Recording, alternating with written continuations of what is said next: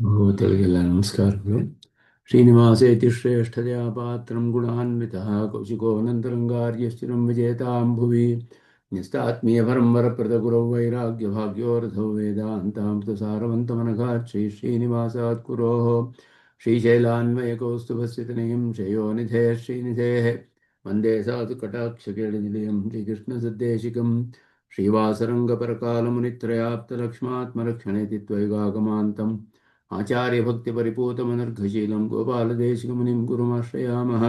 नारायणाख्यतिराजपदाब्जभृङ्गश्रीवासयोगिगुरुणार्पितभारमीशे भक्त्यादिपूर्णवरदारिकृपात्तचिह्नं श्रीश्रीनिवासमुनिवर्यमहं प्रपद्ये। श्रीनारायणयोगीन्द्रवरदारिकृपाश्रयं रङ्गेशपादविनतं श्रीनिवासमुनिं भजे। श्रीमान् वेङ्कटनाथार्य कवितार्किकेसरी वेदान्ताचार्यवर्त्यो मे सन्निधत्तां सदा हृदि यो नित्यमच्युतपदाम्बुजयुग्मरुक्मव्यामोहतस्तरितराणि तृणाय मेने अस्मद्गुरोर्भगवतोऽस्य देकसिन्धो रामानुजस्य चरणौ चरणं प्रपद्ये। विगाहे आमुनं तीर्थं साधुवृन्दावने स्थितं निरस्तजिह्मगस्पर्शेऽत्र कृष्णकृतादरः नाथेन मुनिनाथेन भवेयं नाथवानहं यस्य नैगमिकं तत्त्वं हस्तामलकताङ्गतं यस्य सारस्वतस्रोतोऽकुलामोदवासितं श्रुतीनां श्रमायालं शठारिं तमुपास्महे। वन्दे वैकुण्ठसेनान्यं देवं सूत्रपतिसकं यद्वेत्र शिखरस्पन्दे विश्वमेतद्व्यवस्थितं सह धर्मचरीं शौरेः सम्मन्त्रितजगद्धिताम् अनुग्रहमयीं वन्दे नित्यमज्ञातनिग्रहां कमप्याद्यं गुरुं वन्दे कमलागृहमेधिनं प्रवक्ता छन्दसां भक्ता पञ्चरात्रस्य स्वयं वसुदेवसुतं देवं कंसचाणूरमर्दनं देवकी परमानन्दं कृष्णं वन्दे जगद्गुरुं पार्थाय प्रतिबोधितां भगवता नारायणेन स्वयं व्यासेन कृतितां पुराणमुनिना मध्ये महाभारतम् अद्वैतामृतवर्षिणीं भगवतीमष्टादशाध्यायिनीं अम्ब त्वामनुसन्दधामि भगवद्गीते भवद्वेषिणीं यत्पदाम्भोरुहध्यानविध्वस्ता शेषकल्मषः वस्तुतामुपयातोऽहं यामुनेयं नमामि तम् इति परिवृढोद्गीता नामदर्शेदञ्जसा निगमपरिषन्नेदीयां सं निरामयमाशयं जननपदवीयातायातश्रमापहरां धियं जनेतु समे देव श्रीमान् धनञ्जयसारथिः सन्तः सारलयः चित्ततमः प्रमथिनीमिमां भजन्तु भगवद्गीता भाष्यतात्पर्यचन्द्रिकाम्।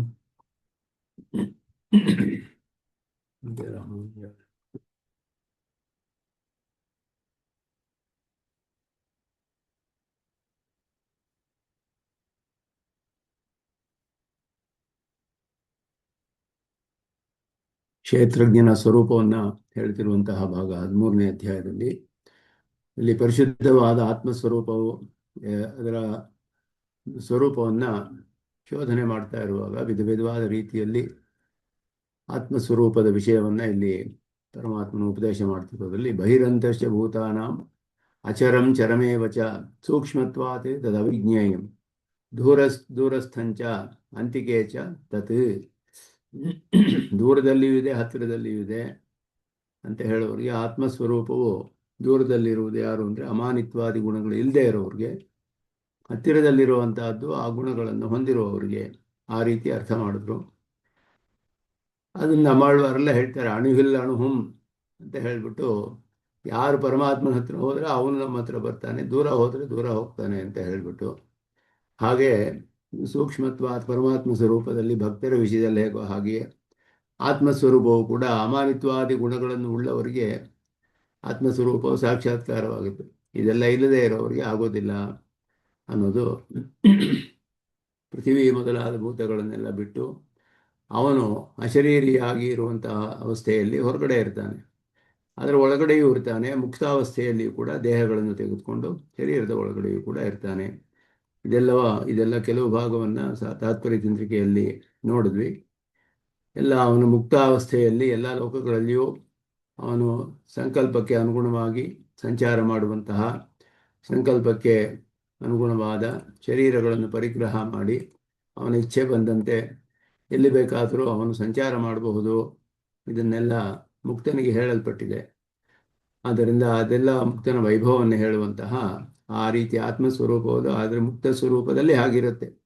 ಕರ್ಮದ ಬಂಧವಿಲ್ಲ ಅಂತ ಹೇಳಿದ್ರೆ ಸಂಕಲ್ಪದಿಂದಲೇ ಇದೆಲ್ಲ ಮಾಡುವಂತಹ ಶಕ್ತಿ ಪರಮಾತ್ಮನಿಂದ ಅವನಿಗೆ ಕೊಡಲ್ಪಡುತ್ತೆ ಅನ್ನೋದು ಹೇಳಲ್ಪಟ್ಟಿತು. ಅದಾದಮೇಲೆ ಅವಿಜ್ಞೇಯಂ ಅವಿಜ್ಞೇಯಂ ಅಂತ ಹೇಳಿ ಸೂಕ್ಷ್ಮತ್ವಾತ್ ತದವಿಜ್ಞೇಯಂ ದೂರಸ್ಥಂಚ ಅಂತಿಕೇಚಿತ್ ಸೂಕ್ಷ್ಮತ್ವಾತ್ ತದವಿಜ್ಞೇಯಂ ಅಂತ ಹೇಳಿದ್ರೆ ಸೂಕ್ಷ್ಮವಾದ್ದರಿಂದ ಅಂತ ಹೇಳಿದ್ರೆ ಸೂಕ್ಷ್ಮವಾದ ಪದಾರ್ಥಗಳು ಆತ್ಮವಲ್ಲದ ವಿಷಯಗಳು ಕೂಡ ನಮಗೆ ತಿಳಿಯೋದಕ್ಕೆ ಸಾಧ್ಯವಿಲ್ಲ. ಎಷ್ಟೋ ಇದೆ ಪದಾರ್ಥಗಳು. ಆತ್ಮವು ಸೂಕ್ಷ್ಮವಾದ್ದರಿಂದಲೇ ಅದು ತಿಳಿಯಕ್ಕಾಗೋದಿಲ್ಲ. ಅಂದರೆ ಸೂಕ್ಷ್ಮವಾದ ವಾಯು ಕೂಡ ನಮಗೆ ತಿಳಿಯೋದು ಕಷ್ಟ ಅಂತ ಹೇಳಿದ್ರೆ ಇಲ್ಲಿ ಹೇಳ್ತಾರೆ ಅತಿ ಸೂಕ್ಷ್ಮತ್ವಾತ್ ಅಂದರು. ಎಲ್ಲ ಪ್ರಾಕೃತ ಪದಾರ್ಥಗಳಿಗಿಂತಲೂ ಸೂಕ್ಷ್ಮವಾದದ್ದು ಅಂತ ಅರ್ಥ. ಯಾವ ಒಂದು ಶರೀರದಲ್ಲಿ ಬೇಕಾದರೂ ಅವನು ಪ್ರವೇಶಿಸುವಂಥ ಸಾಮರ್ಥ್ಯ ಇದೆ. ಅದೆಲ್ಲದಕ್ಕಿಂತಲೂ ಇವನು ಸೂಕ್ಷ್ಮನಾದವನು ಅನ್ನೋದು ಅತಿ ಸೂಕ್ಷ್ಮ ಅನ್ನುವ ಒಂದು ಉಪಸರ್ಗವನ್ನು ಹಾಕಿ ಅದರಲ್ಲಿ ಹೇಳ್ತಾರೆ. ಅದರಿಂದ ಇಲ್ಲಿ ಅಹಮಿತಿ ನಿತ್ಯಂ ನಿತ್ಯಂ ಉಪಲಂಭಮಾನಸ್ಯ ದಿನವೂ ಅಹಂ ಅಹಂ ಅಂತ ನಮಗೆ ತಿಳಿದು ಬರ್ತಾ ಇದ್ದಾನಲ್ಲ, ಅವಿಜ್ಞೇಯಂ ಅಂತ ಹೇಗೆ ಹೇಳೋದು ಅಂತ ಹೇಳಿದ್ರೆ ಸರ್ವಶಕ್ತಿಯುಕ್ತಂ ಸರ್ವಜ್ಞಂ ಅಂತ ಹೇಳ್ಬಿಟ್ಟು ಹೇಳ್ತಾರೆ. ಈ ರೀತಿಯಾದ ಶಕ್ತಿ ಇದ್ದಾನೆ ಸರ್ವಜ್ಞನು. ಇವನನ್ನ ತದಾತ್ಮತತ್ವಂ ಅಸ್ಮಿನ್ ಕ್ಷೇತ್ರೇ ವರ್ತಮಾನಂ, ಶರೀರದಲ್ಲಿ ಇರುವಾಗ ಅವನಿಗೆ ತಿಳಿಯೋದಿಲ್ಲ ಅಂತ ಅರ್ಥ. ಏವಂ ಸರ್ವಶಕ್ತಿಯುಕ್ತಂ ಸರ್ವಜ್ಞಂ ತದಾತ್ಮತತ್ವಂ ಅಸ್ಮಿನ್ ಕ್ಷೇತ್ರೇ ವರ್ತಮಾನಮಪಿ ಅತಿಸೂಕ್ಷ್ಮತ್ವಾತ್ ದೇಹಾತ್ ಪೃಥಕ್ತ್ವೇನ ಸಂಸಾರಿಭಿಃ ಅವಿಜ್ಞೇಯ, ಸಂಸಾರಿಗಳಿಗೆ ತಿಳಿದು ಬರೋದಿಲ್ಲ ಅಂತ ಅರ್ಥ. ಅದರಿಂದ ಅಲ್ಲಿ ಅಹಂ ಅಂತ ತಿಳಿದು ಬರುತ್ತಲ್ಲ ಅಂದರೆ ಸಂಸಾರಿಗಳಿಗೆ ತಿಳಿದು ಬರೋದಿಲ್ಲ, ಬೇರೆಯಾಗಿ ದೇಹದಿಂದ ನೋಡೋದಕ್ಕಾಗೋದಿಲ್ಲ. ಯೋಗ್ಯತ್ವ ಶಂಕಾಸೂಚನಾಯ ದೂರತ್ವಾದಿ ಅನುಪಲಂಭ ಕಾರಣಾಂತರ ಅಭಾವೋಪಲಕ್ಷಣತೆಯ ಅಸ್ಮಿನ್ ಕ್ಷೇತ್ರೇ ವರ್ತಮಾನಂ. ತಿಳಿದು ಬರದೇ ಇರೋದಕ್ಕೆ ಬಹಳ ದೂರವಾಗಿರುವ ಪದಾರ್ಥವು ತಿಳಿದು ಬರೋದಿಲ್ಲ. ಅದು ಕೂಡ ಅದೆಲ್ಲವನ್ನು ಕೂಡ ಇಲ್ಲಿ ತಳ್ಳಿ ಹಾಕ್ತಾರೆ. ನಮ್ಮ ಹತ್ತಿರದಲ್ಲೇ ಇದೆ, ಶರೀರದ ಒಳಗಡೆ ಇದ್ದಾನೆ. ಅಸ್ಮಿನ್ ಕ್ಷೇತ್ರೇ ವರ್ತಮಾನಮಪಿ, ಈ ಶರೀರದಲ್ಲೇ ಇದ್ರೂ ಕೂಡ ಸಂಸಾರಿಗಳಿಂದ ತಿಳಿದು ಬರೋದಿಲ್ಲ. ಪೃಥಿವ್ಯಾದಿ ಅಪೇಕ್ಷೆಯ ಸೂಕ್ಷ್ಮಾಣಮಪಿ ವಾಯುವಾದೀನಾಂ ಪೃಥಗ್ ಉಪಲಂಭ ಅಸ್ತಿ ಇತಿ ತದ್ವಿದಾಸಾಯ. ವಾಯು ಮತ್ತು ಪೃಥ್ವಿಗಳಿಂದ ಸೂಕ್ಷ್ಮವಾದ ವಾಯು ಪೃಥ್ವಿಗಿಂತ ಸೂಕ್ಷ್ಮವಾಗಿದ್ದರೂ ವಾಯುವನ್ನು ಸ್ಪರ್ಶದಿಂದ ಪ್ರತ್ಯಕ್ಷ ಆಗುತ್ತೆ ವಾಯು. ಅದನ್ನು ತಿಳಿಯಕ್ಕೆ ಸಾಧ್ಯ. ಪೃಥ್ವಿಗಿಂತ ಇದು ಬೇರೆ ಅಂತ ತಿಳಿಯಕ್ಕೆ ಸಾಧ್ಯ. ಆದರೆ ಆತ್ಮತತ್ವವನ್ನು ಶರೀರಕ್ಕಿಂತ ಬೇರೆ ಅಂತ ತಿಳಿಯಕ್ಕೆ ಸಾಧ್ಯವಿಲ್ಲ ಸಂಸಾರಿಗಳಿಗೆ ಅಂತ ಹೇಳೋದ್ರಿಂದ ಇದು ಅತಿ ಸೂಕ್ಷ್ಮವಾದದ್ದು ಇನ್ನು ಅಂತ ಹೇಳಿಬಿಟ್ಟು ಅತಿಸೂಕ್ಷ್ಮತ್ವಾತ್ ಅಂತ ಅದನ್ನು ಹೇಳ್ತಾರೆ. ಅಹಂ ಜಾನಾಮಿ ಇತಿ ಆತ್ಮನಃ ಉಪಲಂಭೆ ಸತ್ಯಪಿ ವಿವಿಚ್ಯ ಜ್ಞಾತುಂ ಅಶಕ್ಯತ್ವಂ ಅವಿಜ್ಞೇಯಂ ಸೋಪಸರ್ಗ ನಿಷೇಧೇನ ವಿವಕ್ಷಿತಂ ಅಂತ. ಅತಿ ಸೂಕ್ಷ್ಮ ಅಂತ ಹೇಳಿದ್ರೆ ಅಹಂ ಜಾನಾಮಿ ಅಂತ ಆತ್ಮನನ್ನು ತಿಳಿದ್ರೂ ಕೂಡ ಬೇರೆ ಅಂತ ವಿವಿಚ್ಯ ಅಂದರೆ ದೇಹಕ್ಕಿಂತ ಬೇರೆಯಾಗಿ ತಿಳಿಯೋದು ಬಹಳ ಕಷ್ಟ ಅನ್ನೋದು ಇಲ್ಲಿ ದೇಹಾತ್ ಪೃಥಕ್ತ್ವೇನ ಅಂತ ಹೇಳಿ ಅರ್ಥ ಮಾಡ್ತಾರೆ. ಅದು ಅವಿಜ್ಞೇಯಂ ಅಂತ ಹೇಳಿ. ಪೃಥಕ್ತ್ವಸ್ಯ ಸರ್ವದಾ ಸರ್ವೈಃ ಅನುಪಲಂಭೆ ಶೇಷಶೃಂಗಾರಿವತ್ ಪ್ರಾಮಾಣಿಕತ್ವಮೇವ ಸ್ಯಾತ್. ಶೇಯಕ್ಕಿಂತ ಬೇರೆ ಅಂತ ತಿಳಿಯಕ್ಕೆ ಸಾಧ್ಯವೇ ಇಲ್ಲ ಅಂದರೆ ಅವಿಜ್ಞೇಯಂ ಅಂತ ಹೇಳಿಬಿಟ್ರೆ ಯಾರಿಗೂ ಯಾವ ಕಾಲದಲ್ಲಿಯೂ ತಿಳಿಯಕ್ಕಾಗೋದಿಲ್ಲ ಅಂತ ಅರ್ಥವಲ್ಲ. ಅವಿಜ್ಞೇಯಂ ಅಂತ ಹೇಳಿದ್ರೆ ಆಗ ಅದು ತುಚ್ಛವಾಗಿಬಿಡುತ್ತೆ. ಮೊಲದ ಕೊಂಬು, ಆಕಾಶ, ಪುಷ್ಪ ಮೊದಲಾದದ್ದಂತೆ ಯಾರಿಗೂ ತಿಳಿಯಕ್ಕೆ ಅವಿಜ್ಞೇಯಂ ಪೂರ್ಣವಾಗಿ ಅರ್ಥ ಹೇಳಿಬಿಟ್ರೆ ತಿಳಿಯೋದಕ್ಕೆ ಆಗೋದಿಲ್ಲ ಅಂತ ಅರ್ಥವಲ್ಲ. ಅದಕ್ಕೆ ಯೋಗಾಭ್ಯಾಸ ವಿಧಿನಾಸ್ಯ ನಿರರ್ಥಕತ್ವಂ ಸ್ಯಾತ್. ಇವರೆಲ್ಲ ಕರ್ಮಯೋಗ ಮಾಡಿ ಜ್ಞಾನಯೋಗ ಎಲ್ಲ ಮಾಡಿ ಏನು ಪ್ರಯೋಜನ? ಆವಾಗ ಸಂಸಾರಿಭಿಃ ಅಂತ ಹೇಳ್ತಾರೆ. ಅದಕ್ಕೆ ಸಂಸಾರಿಭಿಃ ಅವಿಜ್ಞೇಯಂ ಅಂತ ಹೇಳಿ. ಯೋಗಿನಾಮಪಿ ಮುಕ್ತವತ್ ಅವಿಚ್ಛಿನ್ನ ವಿಚರದಮ ಪ್ರತ್ಯಯ ಅಭಾವಾತ್ ಸಂಸಾರಿಭಿಃ ಇತಿ ಸಾಮಾನ್ಯೇನ ಉಕ್ತಂ. ಯೋಗಿಗಳಿಗೂ ಕೂಡ ತಿಳಿದರೂ ಕೂಡ ಜ್ಞಾನಯೋಗದಲ್ಲಿ ಮುಕ್ತರಂತೆ ತಿಳಿಯಕ್ಕೆ ಸಾಧ್ಯವಿಲ್ಲ. ಅಷ್ಟು ವಿಷದತಮವಾದ ಆತ್ಮಸಾಕ್ಷಾತ್ಕಾರ ಅನ್ನೋದು ಮುಕ್ತನ ಅವಸ್ಥೆಯಲ್ಲಿ ಆಗುವಂತೆ ಇಲ್ಲಿ ಆಗೋದಿಲ್ಲ. ಅದರಿಂದ ಸಂಸಾರಿಭಿಃ ಅನ್ನೋದು ಹೇಳಲ್ಪಟ್ಟಿದೆ. ಯೋಗಿಗಳು ಸಂಸಾರಿಗಳೇ, ಸಂಸಾರದಲ್ಲಿ ಇದ್ದಾರೆ, ಆದರೂ ಅವರು ಆತ್ಮಸ್ವರೂಪವನ್ನು ತಿಳಿತಾರೆ ಯೋಗಾಭ್ಯಾಸದಿಂದ. ಅವಿಜ್ಞೇಯಂ ಅಂತ ಹೇಗೆ ಹೇಳಕ್ಕೆ ಸಾಧ್ಯ ಅಂತ ಹೇಳಿದ್ರೆ ಮುಕ್ತಾವಸ್ಥೆಯಲ್ಲಿ ಹೇಗೆ ಇದಾನೋ ಅದನ್ನು ತಿಳಿಯೋದಕ್ಕೆ ಸಾಧ್ಯವಿಲ್ಲ ಅನ್ನೋದು ಇಲ್ಲಿ ಯದ್ವಾ ಯೋಗವಿರಹಿತಾಃ ಇಹ ಸಂಸಾರಿಶಬ್ದೇನ ವಿವಕ್ಷಿತಾಃ ಯೋಗಿನಾಂ ಆಸನ್ನ ಮೋಕ್ಷತ್ವೇನ ಮುಕ್ತಪ್ರಾಯ. ಅಥವಾ ಯೋಗಿಗಳನ್ನು ಸಂಸಾರಿಗಳಿಂದ ಬೇರ್ಪಡಿಸಬಹುದು, ಹಾಗೆಯೂ ಹೇಳ್ಬೋದು ಅಂತ ಹೇಳ್ಬಿಟ್ಟು, ಅದರ ಮೋಕ್ಷದಲ್ಲಿ ಮಾತ್ರವೇ ಈ ರೀತಿ ಆತ್ಮಸ್ವರೂಪವನ್ನು ತಿಳಿಯಕ್ಕೆ ಸಾಧ್ಯ ಅಂತ ಹೇಳಿದ್ರೆ, ಅವರು ಮೋಕ್ಷಕ್ಕೆ ಹತ್ತಿರದಲ್ಲಿಯೇ ಇದ್ದಾರೆ, ಮುಂದೆ ಭಕ್ತಿಯೋಗ ಮಾಡಿ ಆತ್ಮ ಮೋಕ್ಷವನ್ನು ಪಡೆದುಕೊಂಡು ಬಿಡ್ತಾರೆ. ಆದ್ದರಿಂದ ಸಂಸಾರಿ ಬಿಹಿ ಎನ್ನುವಾಗ ಈ ಸಂಸಾರಿಗಳಿಂದ ಬೇರ್ಪಡಿಸೋಕ್ಕೂ ಕೂಡ ಸಾಧ್ಯ ಅವರನ್ನು. ಅವಿಜ್ಞೇಯಂ ಅನ್ನೋದಕ್ಕೆ ಬೇರೆ ದರ್ಶನಗಳೆಲ್ಲ ಸಾಮಾನ್ಯವಾಗಿ ಅವಿಜ್ಞೇಯ ಅಂತ ತಿಳಿಯಲೇ ಸಾಧ್ಯವಿಲ್ಲ ಆತ್ಮಸ್ವರೂಪವನ್ನು ಅಂತ ಹೇಳಿ, ಬ್ರಹ್ಮಸ್ವರೂಪವು ಅವಿಜ್ಞೇಯ ಅಂತ ಹೇಳಿ, ಅವಾಚ್ಯವಾದದ್ದು ಅವಿಜ್ಞೇಯವಾದದ್ದು, ವಾಚ್ಯತ್ವವಿಲ್ಲ ವೇದ್ಯತ್ವವಿಲ್ಲ ಅಂತ ಹೇಳಿ, ಆ ರೀತಿ ಅವಿಜ್ಞೇಯತ್ವ ಅಂತ ಹೇಳಿದ್ರೆ ಆ ರೀತಿ ಅಲ್ಲ. ಮೋಕ್ಷ ಸ್ವರೂಪದಲ್ಲಿ ತಿಳಿಯೋ ಹಾಗೆ ಇಲ್ಲಿ ಸಂಸಾರ ದಶೆಯಲ್ಲಿ ತಿಳಿಯಕ್ಕೆ ಸಾಧ್ಯವಿಲ್ಲ. ದೂರಸ್ಥಂ ಚ ಅಂತಿಕೆ ಚ ತತ್ ಇತ್ಯನೇನ ನ ವ್ಯಾಪ್ತಿ ವಿವಕ್ಷಿತ. ದೂರಸ್ಥಂ ಅಂತಿಕೆ ಚ ಅಂದರೆ ದೂರದಲ್ಲಿಯೂ ಇದ್ದಾನೆ ಹತ್ತಿರದಲ್ಲಿಯೂ ಇದ್ದಾನೆ ಅಂತ ಹೇಳಿದ್ರೆ, ಸ್ವರೂಪದಲ್ಲಿಯೇ ವ್ಯಾಪ್ತಿ ಇದೆಯೇ ಅವನಿಗೆ? ಸ್ವರೂಪದಲ್ಲಿ ಇಲ್ಲ. ಕೆಲವು ದರ್ಶನಗಳಲ್ಲಿ ಆತ್ಮನು ಪೂರ್ವಮೀಮಾಂಸರಿಗಾಗಲಿ ಸಾಂಖ್ಯರಿಗಾಗಲಿ ಆತ್ಮನು ಸರ್ವವ್ಯಾಪಿ, ಅವನು ವಿಭು, ಆತ್ಮನು ವಿಭು ಅಂತ ಹೇಳ್ತಾರೆ. ನೈಯಾಯಿಕರು ಅಷ್ಟೇ, ಪೂರ್ವಮೀಮಾಂಸಕರು ಅಷ್ಟೇ, ಸಾಂಖ್ಯರು ಅಷ್ಟೇ, ಆತ್ಮನು ವಿಭು ಅಂತ ಹೇಳ್ತಾರೆ. ಆದರೆ ಆತ್ಮ ವಿಭು ಅಲ್ಲ. ಆದ್ದರಿಂದ ಶಾಸ್ತ್ರದಲ್ಲಿ ಹೇಳಿರುವಾಗ ಅವನಿಗೆ ಅಣುತ್ವವು ಹೇಳಲ್ಪಟ್ಟಿದೆ ಆತ್ಮನಿಗೆ.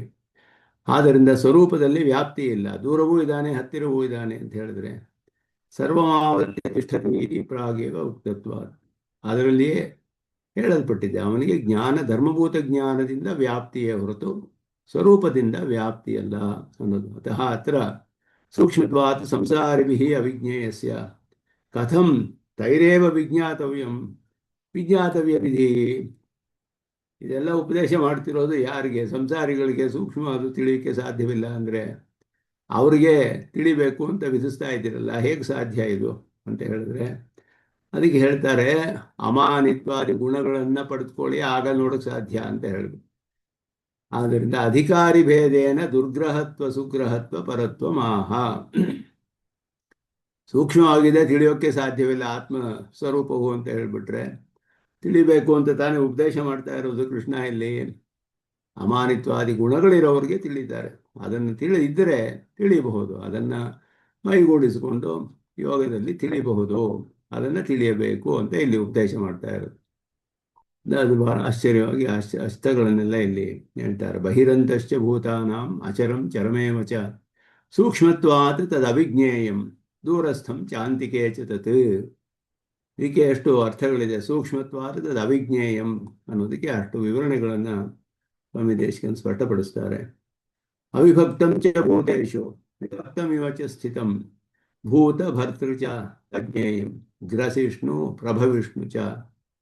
ನೀವು ಅರ್ಥಗಳೆಲ್ಲ ಹೇಳೋದು ಬಹಳ ಆತ್ಮಸ್ವರೂಪಕ್ಕೆ ಅನುಗುಣವಾಗಿ ಅರ್ಥಗಳನ್ನು ಮಾಡ್ತಾರೆ ಇಲ್ಲಿ.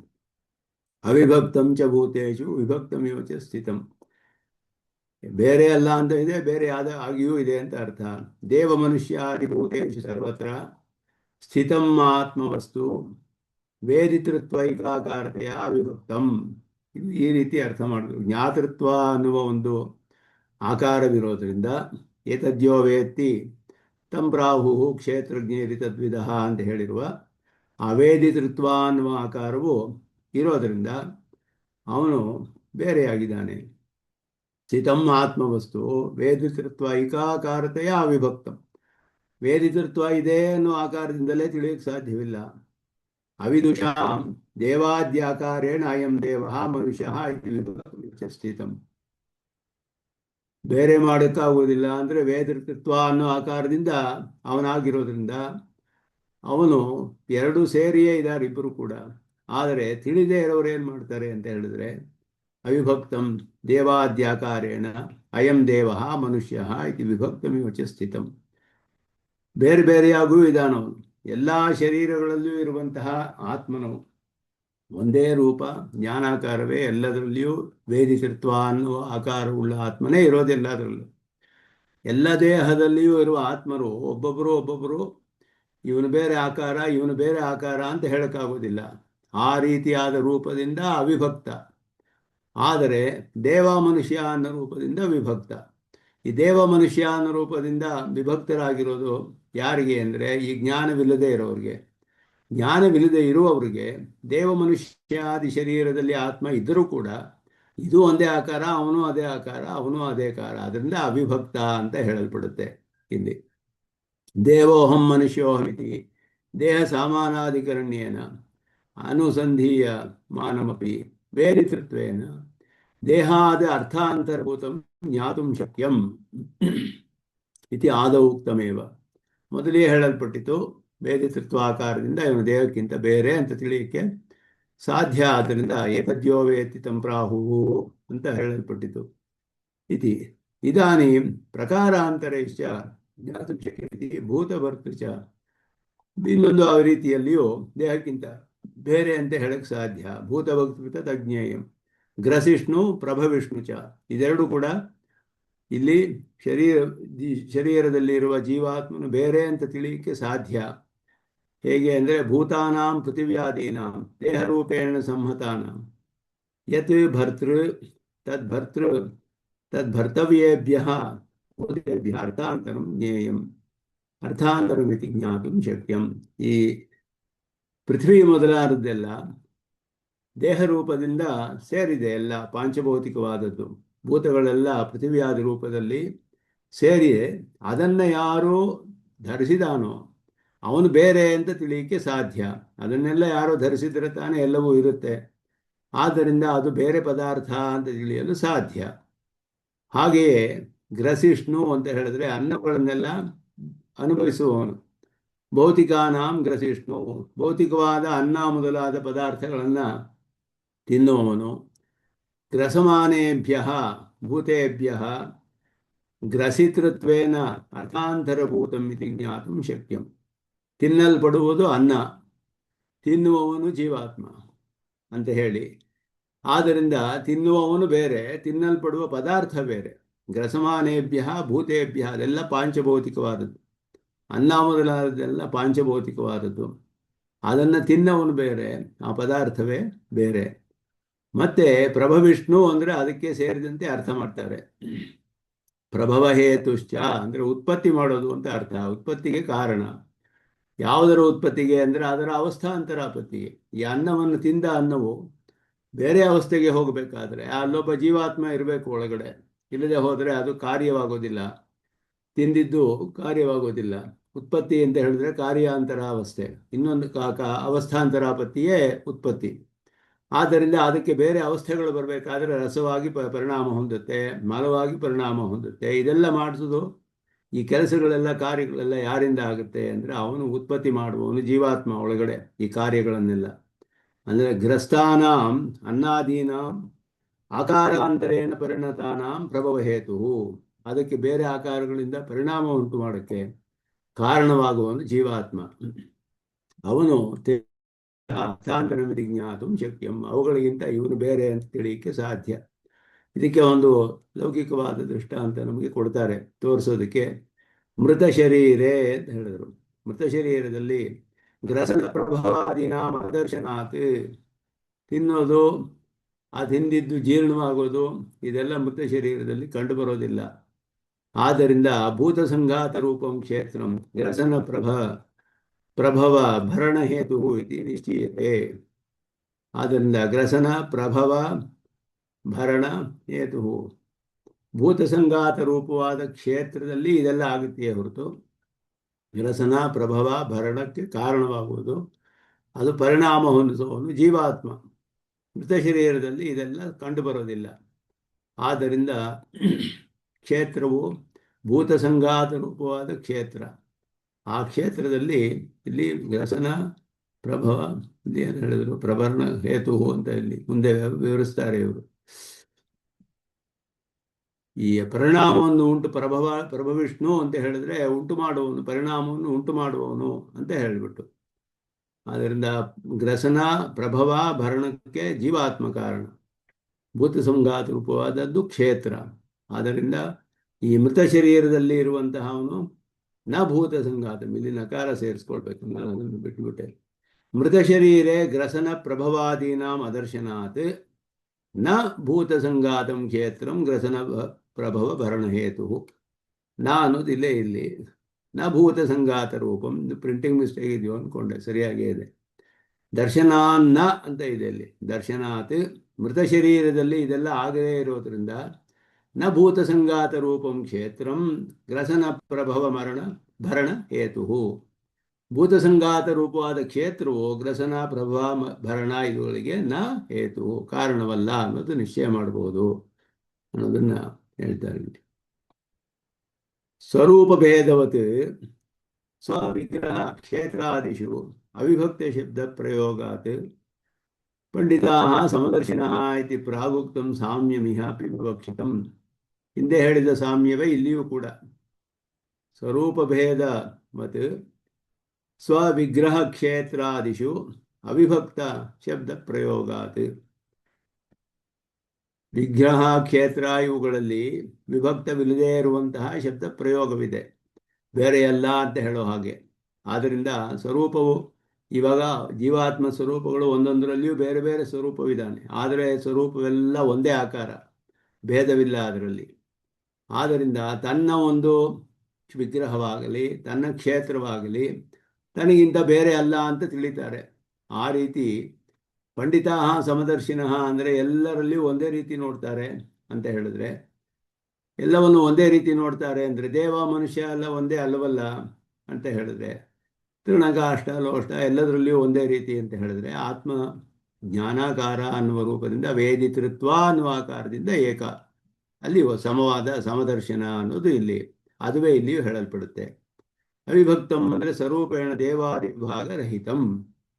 ಸ್ವರೂಪದಲ್ಲಿ ಅವನಿಗೆ ದೇವ ಮೊದಲಾದ ವಿಭಾಗವಿಲ್ಲ, ಎಲ್ಲರೂ ವೇದಿತೃತ್ವ ಅನ್ನುವ ಆಕಾರದಲ್ಲಿ ಒಂದೇ ಏಕ ರೂಪವಾಗಿದ್ದಾರೆ ಅವಿಭಕ್ತವಾಗಿ. ವಿಭಕ್ತಮಿವ ಇತಿ ಇವ ಶಬ್ದೇನ ಭ್ರಾಂತೋಪಲಂಬ ನಿಶೀಕಾರ ಸೂಚನಾತೆ ಅವಿದುಷಾಂ. ಬೇರೆಯಾಗಿದ್ದಾರೆ ಅಂತ ತಿಳಿಯೋದು, ದೇಹವೇ ಆತ್ಮ ಅಂತ ತಿಳಿಯೋರು ಈ ದೇಹವೇ ಬೇರೆ ಆತ್ಮ, ಈ ಮನುಷ್ಯನೇ ಬೇರೆ ಆತ್ಮ ಅಂತ ತಿಳಿಯುವಂತಹವರು ದೇಹವನ್ನು ನೋಡಿ ಆ ವಿಭಾಗವನ್ನು ಹೇಳ್ತಾರೆಯೇ ಹೊರತು ಆತ್ಮಸ್ವರೂಪವು ಒಂದೇ ಆಕಾರವಾದ್ದರಿಂದ ಅಲ್ಲಿ ಅವಿಭಕ್ತವಾಗಿ ನೋಡ್ತಾರೆ ಜ್ಞಾನಿಗಳು. ಏವಂ ಶುದ್ಧ್ಯವಸ್ಥೋಕ್ತ ತತ್ರ ಮುಕ್ತಭರ್ತೃ ಇತ್ಯಾದೀನ ಜಗದ್ವ್ಯಾಪಾರ ಭ್ರಮ ವಿರಸಾಯ ಕರಣಸ್ಯ ಭೋಕ್ತೃ ವ್ಯತಿರೇಕ ಪರತಾಮಾಹ ಪರತಾಮೇವ ವದನ್ ಪೂರ್ವೋಕ್ತಂ ಪುನರುಕ್ತಿಂ ಪರ್ಯತೆ ದೇಹಂ ದೇವೋಹಂ ಇತ್ಯಾದಿನ ಗ್ರಂಥದ್ವಯೇನ. ಶುದ್ಧಿಯಾದ ಅವಸ್ಥೆ, ಶುದ್ಧವಾದ ಆತ್ಮಸ್ವರೂಪದಲ್ಲಿ ಅವಿಭಕ್ತಂ ಅನ್ನೋದು ಹೇಳಲ್ಪಟ್ಟಿದೆ. ಅದರಲ್ಲಿ ಎಲ್ಲರೂ ಜ್ಞಾನಾಕಾರವೇ, ವೇದಿತೃತ್ವ ಅನ್ನುವುದೇ ಅವರಿಗೆ ಅಸಾಧಾರಣವಾದ ಆಕಾರ.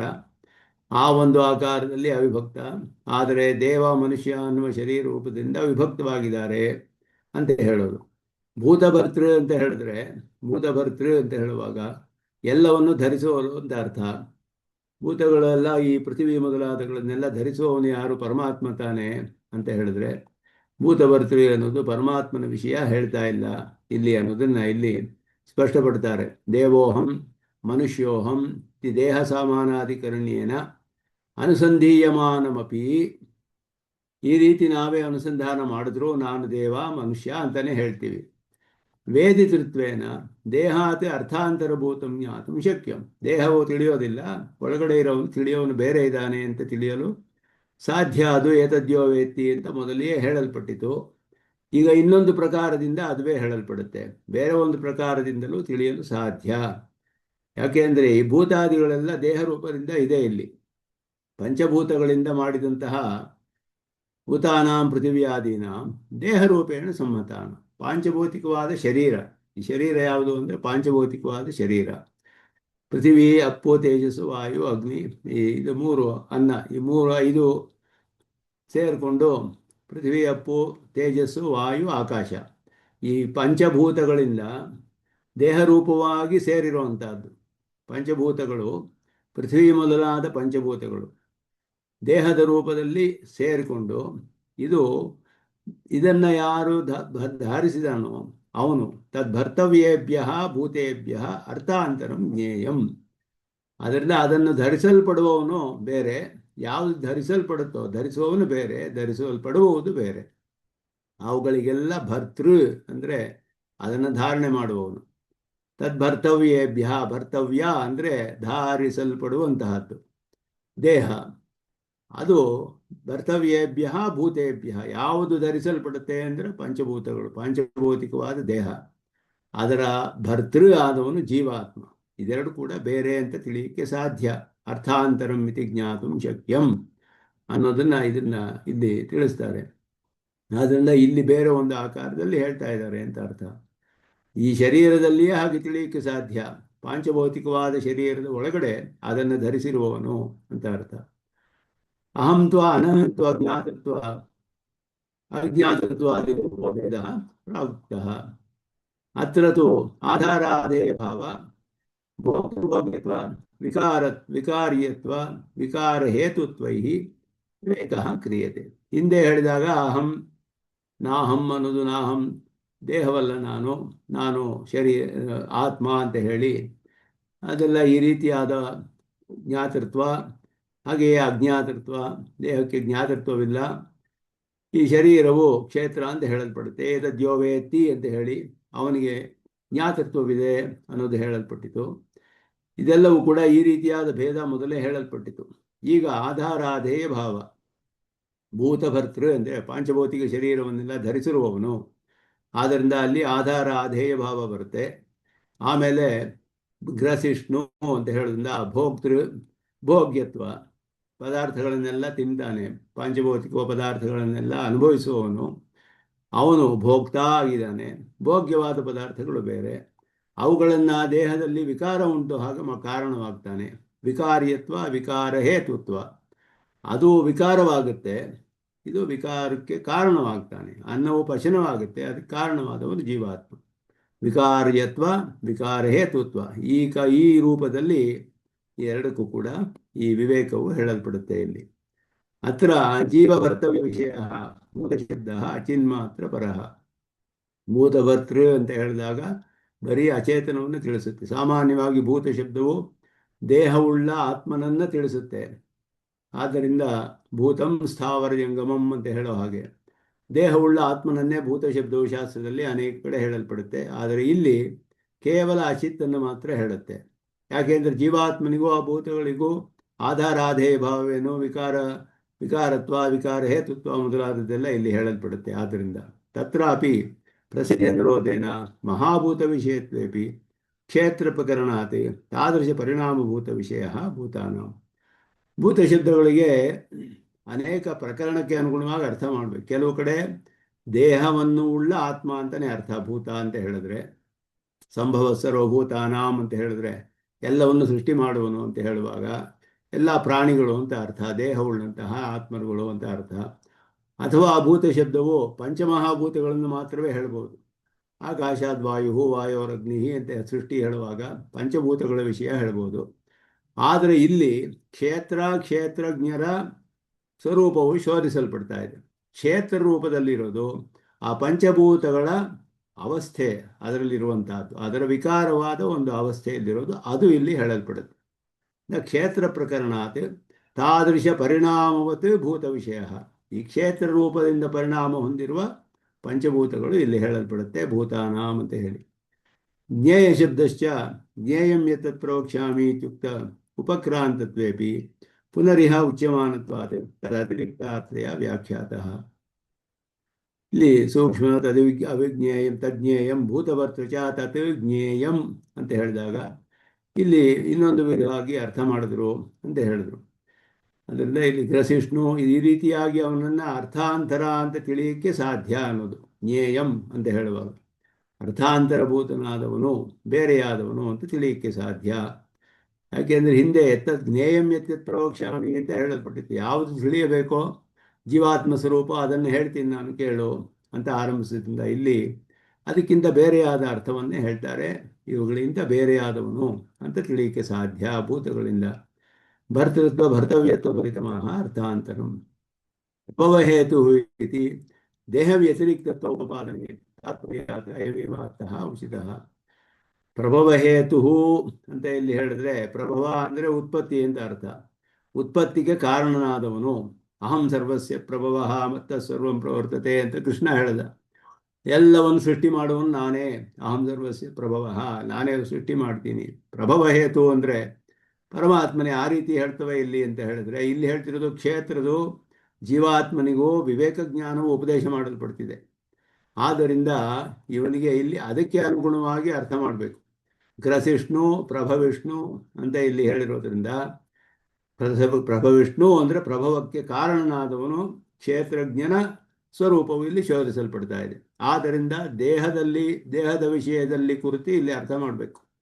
ಬೇರೆ ಅರ್ಥ ಮಾಡೋಕ್ಕೆ ಇಲ್ಲಿ ಉಚಿತವಲ್ಲ ಅನ್ನೋದನ್ನು, ದೇಹ ವ್ಯತಿರಿಕ್ತತ್ವ ಉಪಪಾದನೆ, ದೇಹಕ್ಕಿಂತ ಬೇರೆಯಾದವನು ಜೀವಾತ್ಮ ಅನ್ನೋದು ಇಲ್ಲಿ ಉಪಾದಿಸಲ್ಪಡ್ತಾ ಇದೆ.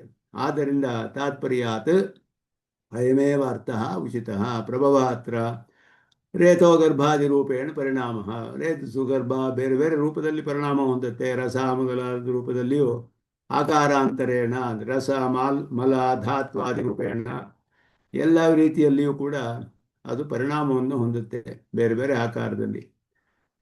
ಶರೀರೇಣೈವ ಗ್ರಾಸಾದಿಕಂ ಕ್ರಿಯಮಾಣಂ ದೃಶ್ಯತೆ ನ ಚ ಕಾರ್ಯಕಾರಣ ಸಂಘಾತಮಂತರೇಣ ನಿರವಯವಸ್ಯ ಗ್ರಸನಾದಿ ಸಂಭವ ಆತ್ಮಧರ್ಮತ್ವೇನ ದೃಶ್ಯತೆ ಹೇಳಿದ್ರೆ, ಆತ್ಮನಿಗೆ ಹೇಗೆ ಸಾಧ್ಯ ಇದು? ಶರೀರ ತಾನೇ ಗ್ರಾಸ ಮೊದಲಾದದ್ದೆಲ್ಲ ಮಾಡುವಂಥದ್ದು ಶರೀರವೇ ತಿನ್ನೋ ಹಾಗೆ ಕಾಣುತ್ತೆ. ನಮ್ಮ ಬಾಯಿ ಮೂಲಕ ಊಟ ಮಾಡ್ತೀವಿ, ಶರೀರ ತಾನೇ ತಿಂತಾ ಇದೆ ಅಂತ ಹೇಳಿದ್ರೆ, ಕಾರ್ಯಕಾರಣ ಸಂಘಾತ ಹೇಳದೆ ಹೋದರೆ ಈ ನಿರವಯವಾದ ಆತ್ಮನಿಗೆ ಗ್ರಸನ ಮೊದಲಾದದ್ದು ಸಾಧ್ಯವಾಗೋದಿಲ್ಲ.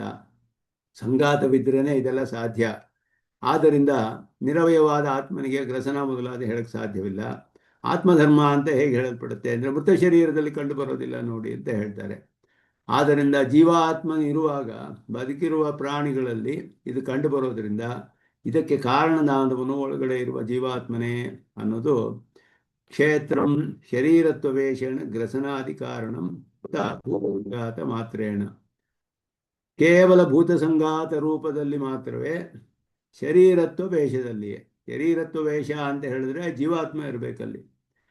ಶರೀರವಾಗಿರಬೇಕು ಅಂತ ಹೇಳಿದ್ರೆ ಒಬ್ಬನ ಆಧಾರದಲ್ಲಿರೋದೇ ಶರೀರ, ಒಬ್ಬನ ನಿಯಮನದಲ್ಲಿರೋದೇ ಶರೀರ, ಒಬ್ಬನಿಗೆ ಶೇಷಭೂತವಾಗಿರೋದೇ ಶರೀರ. ಶರೀರತ್ವಾಕಾರ ಅಂದರೆ ಅದು ಬರುತ್ತೆ. ಕೇವಲ ಭೂತ ಸಂಘಾತ ಅಂದರೆ ಇನ್ನು ಭೂತಗಳು ಮಾತ್ರ ಅಂತ ಹೇಳಿದ್ರೆ ಅದು ಇನ್ನೂ ಅಲ್ಲಿ ಜೀವಾತ್ಮ ಸೇರಿರೋದಿಲ್ಲ. ಆದ್ಯೇ ಶರೀರತ್ವಸ್ಯ ಆತ್ಮ ಪ್ರತಿಯೋಗಿಕತ್ವಾತ್ ಆತ್ಮಸಾಪೇಕ್ಷತ್ವಂ ಗ್ರಸನಾದೇಹ ಸಿದ್ಧಂ. ಶರೀರ ಅಂದರೆ ಆತ್ಮ ಇರಬೇಕು, ಇಲ್ಲದೆ ಹೋದರೆ ಶರೀರದ ಲಕ್ಷಣ ಹೇಳೋಕ್ಕಾಗೋದಿಲ್ಲ. ಚೇತನಸ್ಯ ಯದ್ ದ್ರವ್ಯಂ, ಶರೀರ ಲಕ್ಷಣವೇ ಚೇತನಸ್ಯ ಯತ್ ದ್ರವ್ಯಂ ಅಂತ ಹೇಳೋದ್ರಿಂದ ಆತ್ಮನನ್ನೇ ಹೇಳಬೇಕು. ಪ್ರತಿ ಸಂಬಂಧಿ ಇರಲೇಬೇಕು. ಪುತ್ರ ಅಂದರೆ ಪಿತಾ ಯಾರು ಅಂತ ಹೇಳಬೇಕು. ಹಾಗೆ ಇದು ಪ್ರತಿ ಸಂಬಂಧಿ ಶಬ್ದ. ಇದು ಆತ್ಮವನ್ನು ಹೇಳಬೇಕು. ಆತ್ಮವನ್ನು ಇಟ್ಟುಕೊಂಡೇ ಶರೀರತ್ವಸ್ಯ ಆತ್ಮ ಪ್ರತಿಯೋಗಿಕತ್ವಾತ್, ಪ್ರತಿಯೋಗಿಯಾದ ಆತ್ಮಶಬ್ದದೊಡನೆ ಹೇಳಕ್ಕೆ ಸಾಧ್ಯ. ಆತ್ಮಸಾಪೇಕ್ಷತ್ವಂ ಗ್ರಸನಾದೇಹ ಸಿದ್ಧಂ. ಆತ್ಮವಿಲ್ಲದೆ ಹೋದರೆ ಆಗೋದಿಲ್ಲ ಶರೀರ. ಬರೀ ಭೂತ ಸಂಘಾತ ಆದರೆ ತಿನ್ನೋಕ್ಕಾಗೋದಿಲ್ಲ. ಅದನ್ನೇ ಮೃತ ಶರೀರದಲ್ಲಿ ಹೇಳ್ತಾರೆ. ದ್ವಿತೀಯೇ ಶರೀರಾದಿಶು ಅದರ್ಶನಾತ್ ಅಯುಕ್ತಿ. ಆದ್ದರಿಂದ ಭೂತ ಸಂಘಾತ ಮಾತ್ರ ಅಂದರೆ ಮೃತ ಶರೀರವಾಗುತ್ತೆ. ಅದರಲ್ಲಿಯೂ ಕೆಲವು ವಿಕಾರ ಉಂಟಾಗುತ್ತೆ. ಸ್ವಾಮಿ ದೇಶಿಕನ್ ಹೇಳ್ತಾರೆ, ಮೃತ ಶರೀರಕ್ಕೆ ಆಧಾರವೇ ಇಲ್ವೇ ಯಾರು ಅಂದರೆ ಪರಮಾತ್ಮ ಆಧಾರ ಅದಕ್ಕೆ.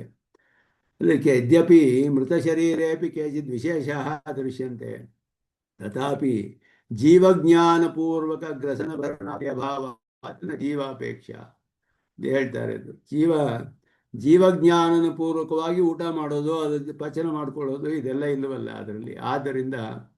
ಆದ್ದರಿಂದಲೇ ಇಲ್ಲಿ ಹೀಗೆ ಹೇಳಲ್ಪಟ್ಟಿದೆಯೇ ಹೊರತು ಅಲ್ಲಿಯೂ ಕೆಲವು ಪರಿಣಾಮಗಳಾಗುತ್ತೆ. ಡಿಟೀರಿಯರೇಟ್ ಆಗಿಬಿಡುತ್ತೆ, ಎಲ್ಲ ಶಿಥಿಲವಾಗಿಬಿಡುತ್ತೆ. ಆದರೂ ಇದು ಪರಿಣಾಮಗಳೆಲ್ಲ ಉಂಟಾಗುತ್ತೆ ಅದರಲ್ಲಿ ಅಂತ ಹೇಳಿದ್ರೆ ಜೀವನ ಒಂದು ಜ್ಞಾನಪೂರ್ವಕವಾಗಿ ಆಗೋದಿಲ್ಲ. ಆ ರೀತಿ ಈಶ್ವರಾಪೇಕ್ಷೆ ಅಥವಾ ಸಾರ್ವತ್ರಿಕಿ ನಕ್ಷತ್ರ ವಿಶೇಷ, ಈಶ್ವರನ ಅಪೇಕ್ಷೆ ಎಲ್ಲ ಕಡೆಯೂ ಇದ್ದೇ ಇದೆ ಅನ್ನೋದ್ರಿಂದ ಇಲ್ಲಿ ಜೀವಾತ್ಮನಿಗೂ ಕ್ಷೇತ್ರಕ್ಕೂ ಇರುವಂತಹ ವಿವೇಕ ಜ್ಞಾನವು ಇಲ್ಲಿ ಉಪದೇಶ ಮಾಡಲ್ಪಡ್ತದೆ. ಅತ್ರ ಭರಣಗ್ರಸನಾದಿಕಂ ರಜ್ವಾದಿಶು ಸರ್ಪಾದೇರಿವ ಇತಿ ವದಂತಹ ಶ್ರುತಃ ಅಷ್ಟಕಲ್ಪನಾದಿಭಿ ನಿರಸ್ತಾಃ. ಶ್ರುತಿಯಲ್ಲಿ ಹೇಳಿರೋದಕ್ಕೆ ವಿರುದ್ಧವಾಗುತ್ತೆ. ಇಲ್ಲದೇ ಇರೋದನ್ನು ಕಲ್ಪನೆ ಮಾಡಬೇಕು. ಭರಣ ಗ್ರಸನ ಮೊದಲಾದದ್ದೆಲ್ಲ ರಜ್ಜುವಿನಲ್ಲಿ ಸರ್ಪವನ್ನು ನೋಡ್ತೀವಲ್ಲ, ಹಾಗೆ ಭ್ರಮೆ ಇದೆಲ್ಲ. ಇದೆಲ್ಲ ಭ್ರಮೆ ಅಂತ ಹೇಳುವಂತಹದ್ದು. ಆ ರೀತಿ ಅರ್ಥವನ್ನು ಮಾಡೋದು. ಹೇಗೆ ತಿಳಿಬೇಕು ಜೀವಾತ್ಮನ್ನ ಅಂದರೆ ಭೂತ ಭರ್ತಜ ಜ್ಞೇಯಂ ಗ್ರಸಿಷ್ಠು ಪ್ರಭವಿಷ್ಣು ಚ ಅಂದರೆ ಇದೆಲ್ಲ ರಜ್ಜು ಸರ್ಪದಂತೆ ಆತ್ಮನು ಇದೇನು ಮಾಡೋದಿಲ್ಲ, ಇದೆಲ್ಲ ಭ್ರಮೆ, ಇದನ್ನೆಲ್ಲ ತಳ್ಳಿ ಹಾಕಿ ಆತ್ಮಸ್ವರೂಪ ಹೊಂದಿದೆ ಅಂತ ತಿಳ್ಕೊಳ್ಬೇಕು. ಈ ರೀತಿ ಅರ್ಥ ಮಾಡಿದ್ರೆ ಅದು ಶ್ರುತಿಗೆ ವಿರುದ್ಧವಾಗತ್ತೆ ಅನ್ನೋದನ್ನ ಇಲ್ಲಿ ಹೇಳ್ತಾರೆ. ಅದರಿಂದ ಇದೆಲ್ಲವೂ ಕೂಡ ಶ್ರುತಿಯಲ್ಲಿ ಹೇಳಲ್ಪಟ್ಟಿದೆ. ಚಾಂದೋಗ್ಯದಲ್ಲಿ ಸದ್ವಿದ್ಯೆಯಲ್ಲಿ ಅನ್ನವು ಹೇಗೆ ಪರಿಣಾಮ ಹೊಂದುತ್ತೆ, ಆವಾಗ ತಿಂದಿದಂತಹ ಅನ್ನವು 3 ವಿಧವಾಗಿ ಪರಿಣಾಮ ಹೊಂದುತ್ತೆ. ಅದರ ಒಂದು ಸ್ಥೂಲವಾದ ರೂಪ, ಮಧ್ಯವಾದ ರೂಪ, ಮಧ್ಯಮಾವಸ್ಥೆ, ಸೂಕ್ಷ್ಮಾವಸ್ಥೆ, ಎಲ್ಲೆಲ್ಲಿಗೆ ಹೋಗುತ್ತೆ, ಅದೆಲ್ಲ ಹೇಳಲ್ಪಟ್ಟಿದೆ ಎಲ್ಲ. ಆದ್ದರಿಂದ ಇದೆಲ್ಲವೂ ಶ್ರುತಿಯಲ್ಲಿ ಹೇಳಲ್ಪಟ್ಟ ವಿಷಯವೇ. ಇದೆಲ್ಲ ಶ್ರುತಹಾನ ಅಶ್ರುತ ಕಲ್ಪನಾ, ಶ್ರುತಿಯಲ್ಲಿ ಇಲ್ಲದೆ ಇರೋದನ್ನ ಕಲ್ಪನೆ ಮಾಡ್ಕೊಂಡು ಅದರಿಂದ ಅದು ವಿರೋಧ ಅಂತ ಇಲ್ಲಿ.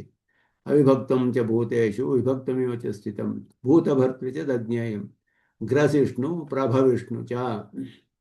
ಎಲ್ಲ ದೇಹದಲ್ಲಿಯೂ ಜ್ಞಾನೈಕಾಕಾರವಾಗಿ ಅವಿಭಕ್ತವಾಗಿ, ಹಾಗೆಯೇ ದೇಹಾದಿ ಆಕಾರದಿಂದ ಜ್ಞಾನವಿಲ್ಲದವರಿಗೆ ವಿಭಕ್ತವಾಗಿ ಕಂಡುಬರುತ್ತೆ. ಭೂತಭರ್ತೃ ಚ ಈ ಪಾಂಚಭೌತಿಕವಾದ ಶರೀರವನ್ನು ಧಾರಣೆ ಮಾಡುತ್ತೆ. ಮತ್ತೆ ಗ್ರಸಿಷ್ಣು ಪ್ರಭವಿಷ್ಣು ಭೂತಗಳನ್ನು, ಪಾಂಚಭೌತಿಕವಾದ ಅನ್ನಾದಿಗಳನ್ನು ತಿನ್ನುವುದಕ್ಕೆ ಕಾರಣವಾದವನು, ಅದರ ಒಂದು ಪರಿಣಾಮ ಹೊಂದೋದಕ್ಕೆ ಕಾರಣವಾದವನು. ಈ ರೀತಿ ಅವನನ್ನು ತಿಳಿಯಬೇಕು ಅಂತ ಹೇಳಿ ಗ್ರಸಿಷ್ಣು ಪ್ರಭವಿಷ್ಣು ಚ ಅಂತ ಹೇಳಿ ಜೀವಾತ್ಮ ಸ್ವರೂಪವನ್ನು ಈ ರೀತಿ ಇಲ್ಲಿ ಉಪದೇಶ ಮಾಡೋದು. ಜ್ಯೋತಿಷಾಮಪಿ ತಜ್ಜ್ಯೋತಿ ತಮಸಃ ಪರಮುಚ್ಯತೆ ಜ್ಞಾನಂ ಜ್ಞೇಯಂ ಜ್ಞಾನಗಮ್ಯಂ ಹೃದಿ ಸರ್ವಸ್ಯ ವಿಷ್ಠಿತಂ ಸ್ಥಾ ಅಂತ ಗತಿ ಅಂತ ಹೇಳಿ ಇರೋದು ಅಂತ ಅರ್ಥ. ವಿಷ್ಠಿತಂ ಅಂದರೆ ವಿಶೇಷಣ ಸ್ಥಿತಂ ಅಂತ ಅರ್ಥ, ವಿಶೇಷವಾಗಿದ್ದಾನೆ. ಹೃತಿ ಸರ್ವಸ್ಯ ವಿಷ್ಠಿತಂ. ಜ್ಯೋತಿಷಾಮಪಿ ತಜ್ಜ್ಯೋತಿ, ಜ್ಯೋತಿಸ್ಸುಗಳನ್ನು ಪ್ರಕಾಶಪಡಿಸುವುದು ಜ್ಯೋತಿಯೇ ಅದು. ಆದ್ದರಿಂದ ಆತ್ಮಸ್ವರೂಪವು ಅತ್ರ ಎಂ ಸ್ವಯಂ ಜ್ಯೋತಿರ್ಭವತಿ ಅಂತ ಉಪನಿಷತ್ತು ಹೇಳುತ್ತೆ. ತನ್ನನ್ನು ತಾನು ತಿಳಿತಾನೆ. ಜ್ಯೋತಿಷಾಮಪಿ ತಜ್ಜ್ಯೋತಿ ತಮಸಃ ಪರಮುಚ್ಯತೆ ಜ್ಞಾನಂ ಜ್ಞೇಯಂ ಜ್ಞಾನಗಮ್ಯಂ. ಜ್ಯೋತಿಷಾಂ ದೀಪ ಆದಿತ್ಯ ಮಣಿ ಪ್ರಭೃತೀನಾಮಪಿ ತದೇವ ಜ್ಯೋತಿ. ದೀಪವೇ ನಮಗೆ, ನಾನು ದೀಪ ಅಂತ ಪ್ರಕಾಶಪಡಿಸೋದಿಲ್ಲ, ನಾನು ದೀಪ ಅಂತ ಅದು ಪ್ರಕಾಶಪಡಿಸೋದಿಲ್ಲ. ದೀಪ ಅಂತ ತಿಳಿಯೋದು ಈ ಜೀವಾತ್ಮನ ಧರ್ಮಭೂತ ಜ್ಞಾನದಿಂದ ಇದು ದೀಪ ಅಂತ ತಿಳಿತಾನೆ. ದೀಪವೇ ತನ್ನನ್ನು ತಾನು ತೋರಿಸ್ಕೊಳ್ಳೋದಿಲ್ಲ, ನಾನು ದೀಪ ಅಂತ ಹೇಳಿಬಿಟ್ಟು. ನಮ್ಮ ಕಣ್ಣುಗಳು ತೋರಿಸೋದಿಲ್ಲ, ಬರೀ ಒಂದು ರೂಪವನ್ನು ತೋರಿಸುತ್ತೆ ಅಷ್ಟೇ ಕಣ್ಣು.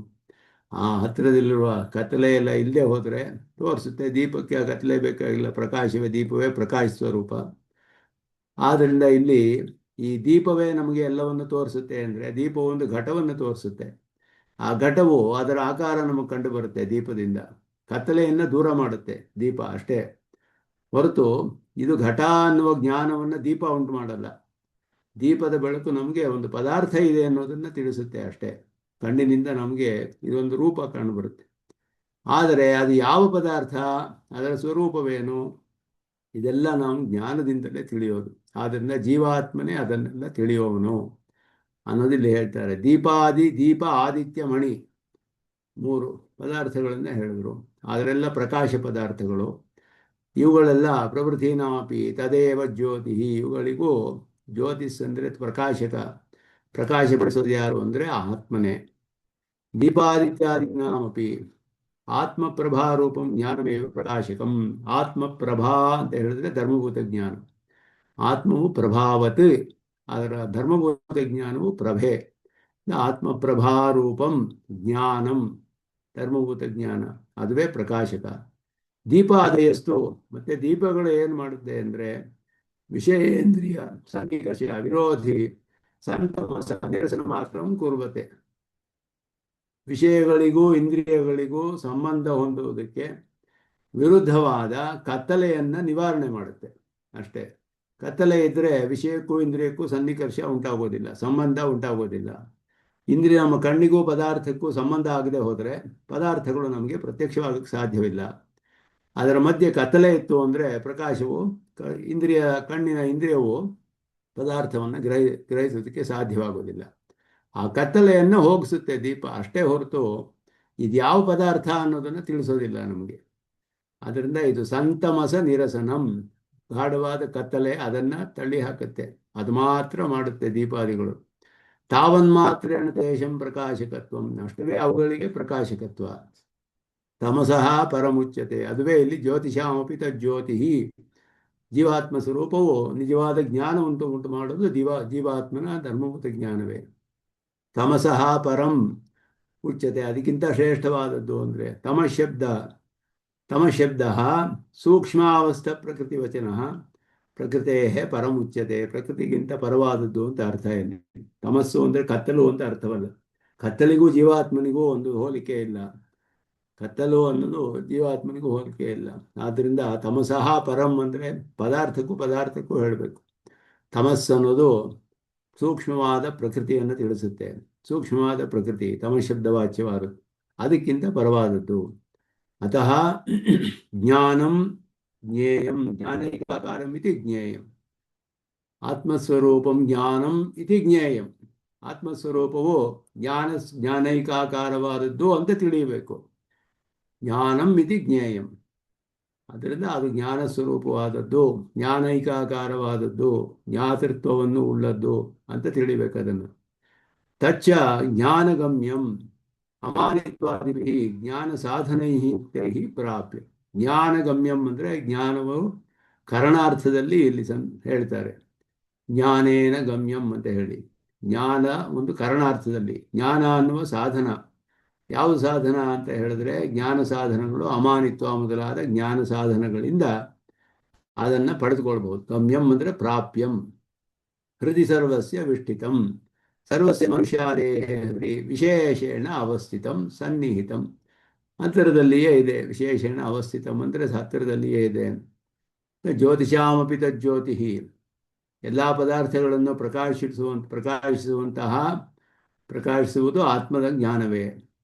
ತಮಸಃ ಪರಮುಚ್ಯತೆ, ತಮಶಬ್ದವಾಚ್ಯವಾದ ಪ್ರಕೃತಿಗಿಂತ ಪರವಾದದ್ದು. ಜ್ಞಾನಂ ಜ್ಞೇಯಂ, ಇದು ಜ್ಞಾನೈಕಾಕಾರ ಅಂತಲೇ ತಿಳಿಬೇಕು. ಅದನ್ನು ಜ್ಞಾನಂ ಜ್ಞೇಯಂ, ಅದು ಉಪನಿಷತ್ತುಗಳೆಲ್ಲ ಹೇಳುತ್ತೆ ಅವನಿಗೆ. ವಿಜ್ಞಾನ ಘನ ಏವ, ಪರಮಾತ್ಮನಿಗೂ ಹಾಗೆ, ಇವನಿಗೂ ಹಾಗೆ, ಜೀವಾತ್ಮನಿಗೂ ಜ್ಞಾನಸ್ವರೂಪ ಜ್ಞಾನೈಕಾಕಾರ ಅಂತ ತಿಳಿಬೇಕು. ಅದು ಜ್ಞಾನಗಮ್ಯಂ, ಜ್ಞಾನ ಸಾಧನದಿಂದ ತಿಳಿಯಲ್ಪಡ್ತಾನೆ, ಪ್ರಾಪ್ಯವಾಗುತ್ತೆ. ಅಮಾನಿತ್ವ ಮೊದಲಾದ ಜ್ಞಾನ ಸಾಧನಗಳಿಂದ ತಿಳಿಯಲ್ಪಡುತ್ತೆ. ಹೃದಯ ಸರ್ವಸ್ಯ ವಿಷ್ಟಿತಂ, ಎಲ್ಲರ ಹೃದಯದಲ್ಲಿಯೂ ವಿಶೇಷವಾಗಿ ಹತ್ತಿರದಲ್ಲಿಯೇ ಅವಸ್ಥಿತವಾಗಿದೆ ಅನ್ನೋದು.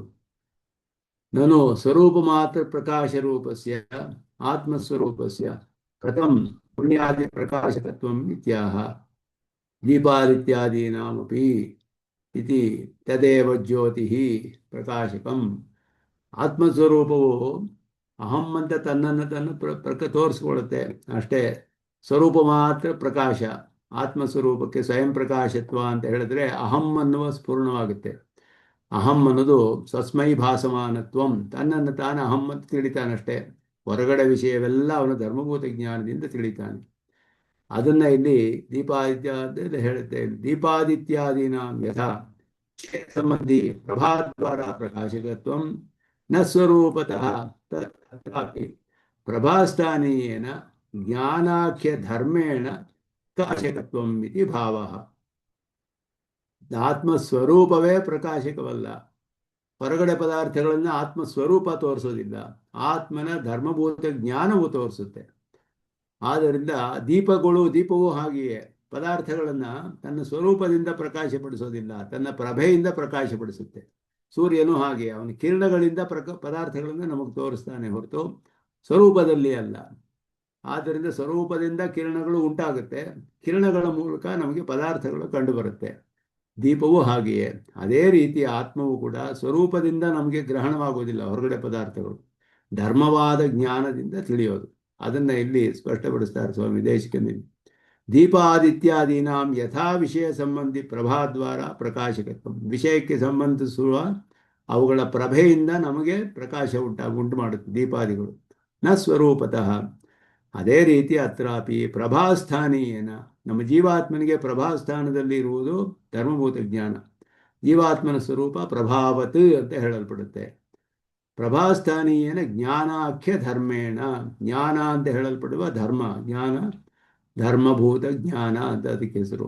ಪ್ರಕಾಶಕತ್ವಂ ಇತಿ ಭಾವ, ಅದರಿಂದಲೇ ಪ್ರಕಾಶಕತ್ವ. ಅನ್ಯಪ್ರಕಾಶಕಾನಾಮಪಿ ಇತಿ ಅಪಿ ಶಬ್ದಾರ್ಥಃ. ಬೇರೆ ಪ್ರಕಾಶಗಳು ಹಾಗೆಯೇ ಬೇರೆ ಬೇರೆ ಬೇರೆ ಏನೇನಿದೆಯೋ ಎಲ್ಲವೂ ಹಾಗೆ. ಪ್ರಭೃತೀನಾಂ ಅಪಿ ಅಂದರೆ ಮಿಕ್ಕಿದ್ದು ಏನೇನಿದೆಯೋ ಎಲ್ಲವೂ ಹಾಗೆಯೇ. ಪ್ರಕಾಶ್ಯಭೂತ ಘಟಾಧಿಪತ್ಯ ಪ್ರಕಾಶಿಕ ಪ್ರಕಾಶಿಕಾಃ ಜ್ಞಾನಾಶ್ರಯ ಭೂತೆ ಪ್ರತ್ಯೇಗಾತ್ಮನಿ ಭಾವಃ. ಪ್ರಕಾಶ್ಯಭೂತ ಘಟಾದಿ ಪ್ರಕಾಶಿಕಾಃ ಪ್ರಕಾಶಿಸಲ್ಪಡುವ ಘಟವೇ ಮೊದಲಾದವುಗಳನ್ನು ಪ್ರಕಾಶಿಸುವುದು. ಜ್ಞಾನಾಶ್ರಯಭೂತೆ ಪ್ರತ್ಯೇಗಾತ್ಮನಿ ಪ್ರತ್ಯೇಗಾತ್ಮನಲ್ಲಿ ಅಂತ ಅರ್ಥ. ಜ್ಞಾನಕ್ಕೆ ಆಶ್ರಯನಾದ ಪ್ರತ್ಯೇಗಾತ್ಮನಲ್ಲಿ ಪ್ರಕಾಶಿಸಲ್ಪಡುತ್ತೆ. ವಿಷಯೇಂದ್ರಿಯ ಸನ್ನಿಕರ್ಷದ್ದೇನತ್ರ ಸಾಮಗ್ರಿ ಮಧ್ಯ ಪಾತಿ ಸನ್ನಿಕರ್ಷ ಅಭಿಪ್ರೇತಃ. ವಿಷಯಕ್ಕೂ ಇಂದ್ರಿಯಕ್ಕೂ ಸನ್ನಿಕರ್ಷ ಆಗಬೇಕಾದ್ರೆ ಮಧ್ಯದಲ್ಲಿ ಇರುವಂತಹ ಸಾಮಗ್ರಿ ಮಧ್ಯಪಾತಿ ಸನ್ನಿಕರ್ಷ ಅಂತ ಅರ್ಥ. ಆ ತಮಸ್ಸು ಅನ್ನೋದಿದೆಯಲ್ಲ ಅದನ್ನು ಹೋಗಿಸುತ್ತೆ ಮಧ್ಯದಲ್ಲಿ ಅಂತ ಅರ್ಥ ದೀಪವು. ಆದರೆ ತನ್ಮೂಲ ಪ್ರಕಾಶೋವ ಲಕ್ಷಿತ, ಅದರ ಮೂಲಕ ಪ್ರಕಾಶಿಸಲ್ಪಡುತ್ತೆ ಅಂತ ಅರ್ಥ. ಕತ್ತಲೆಯನ್ನು ಹೋಗಿಸಿ ಪ್ರಕಾಶಿಸುತ್ತೆ. ಆದರೆ ಇಲ್ಲಿ ಅದನ್ನು ವಿಚಾರ ಮಾಡ್ತಾರೆ ಸ್ವಲ್ಪ ಸ್ವಾಮಿ ದೇಶಿಕನ್ನು. ಸಂತಮಸಸ್ಯ ಕುಡ್ಯಾದಿ ವಿಷಯಾದಿ ಇಂದ್ರಿಯ ಸನ್ನಿಕರ್ಷ ವಿರೋಧಿತ ಅಭಾವಾತೆ ಅಂತ ಹೇಳಿದ್ರು. ಒಂದು ಗೋಡೆ ಇದೆ ಅಂತ ಇಟ್ಕೊಳ್ಳಿ, ಮಧ್ಯದಲ್ಲಿ ಲೈಟ್ ಹಾಕಿದ್ರು ಅದರ ಆ ಕಡೆ ಇರೋ ಪ್ರಕಾಶ ಕಾಣೋದಿಲ್ಲ, ಪದಾರ್ಥಗಳು ಕಾಣೋದಿಲ್ಲ ನಮಗೆ. ಒಂದು ದೀಪ ಹಚ್ಚಿದ್ರೆ ಮಧ್ಯದಲ್ಲಿ ಒಂದು ಗೋಡೆ ಇದ್ದರೆ ಆ ಗೋಡೆಯಿಂದ ಆ ಕಡೆ ಇರೋದನ್ನು ತೋರಿಸಲ್ವಲ್ಲ ದೀಪ.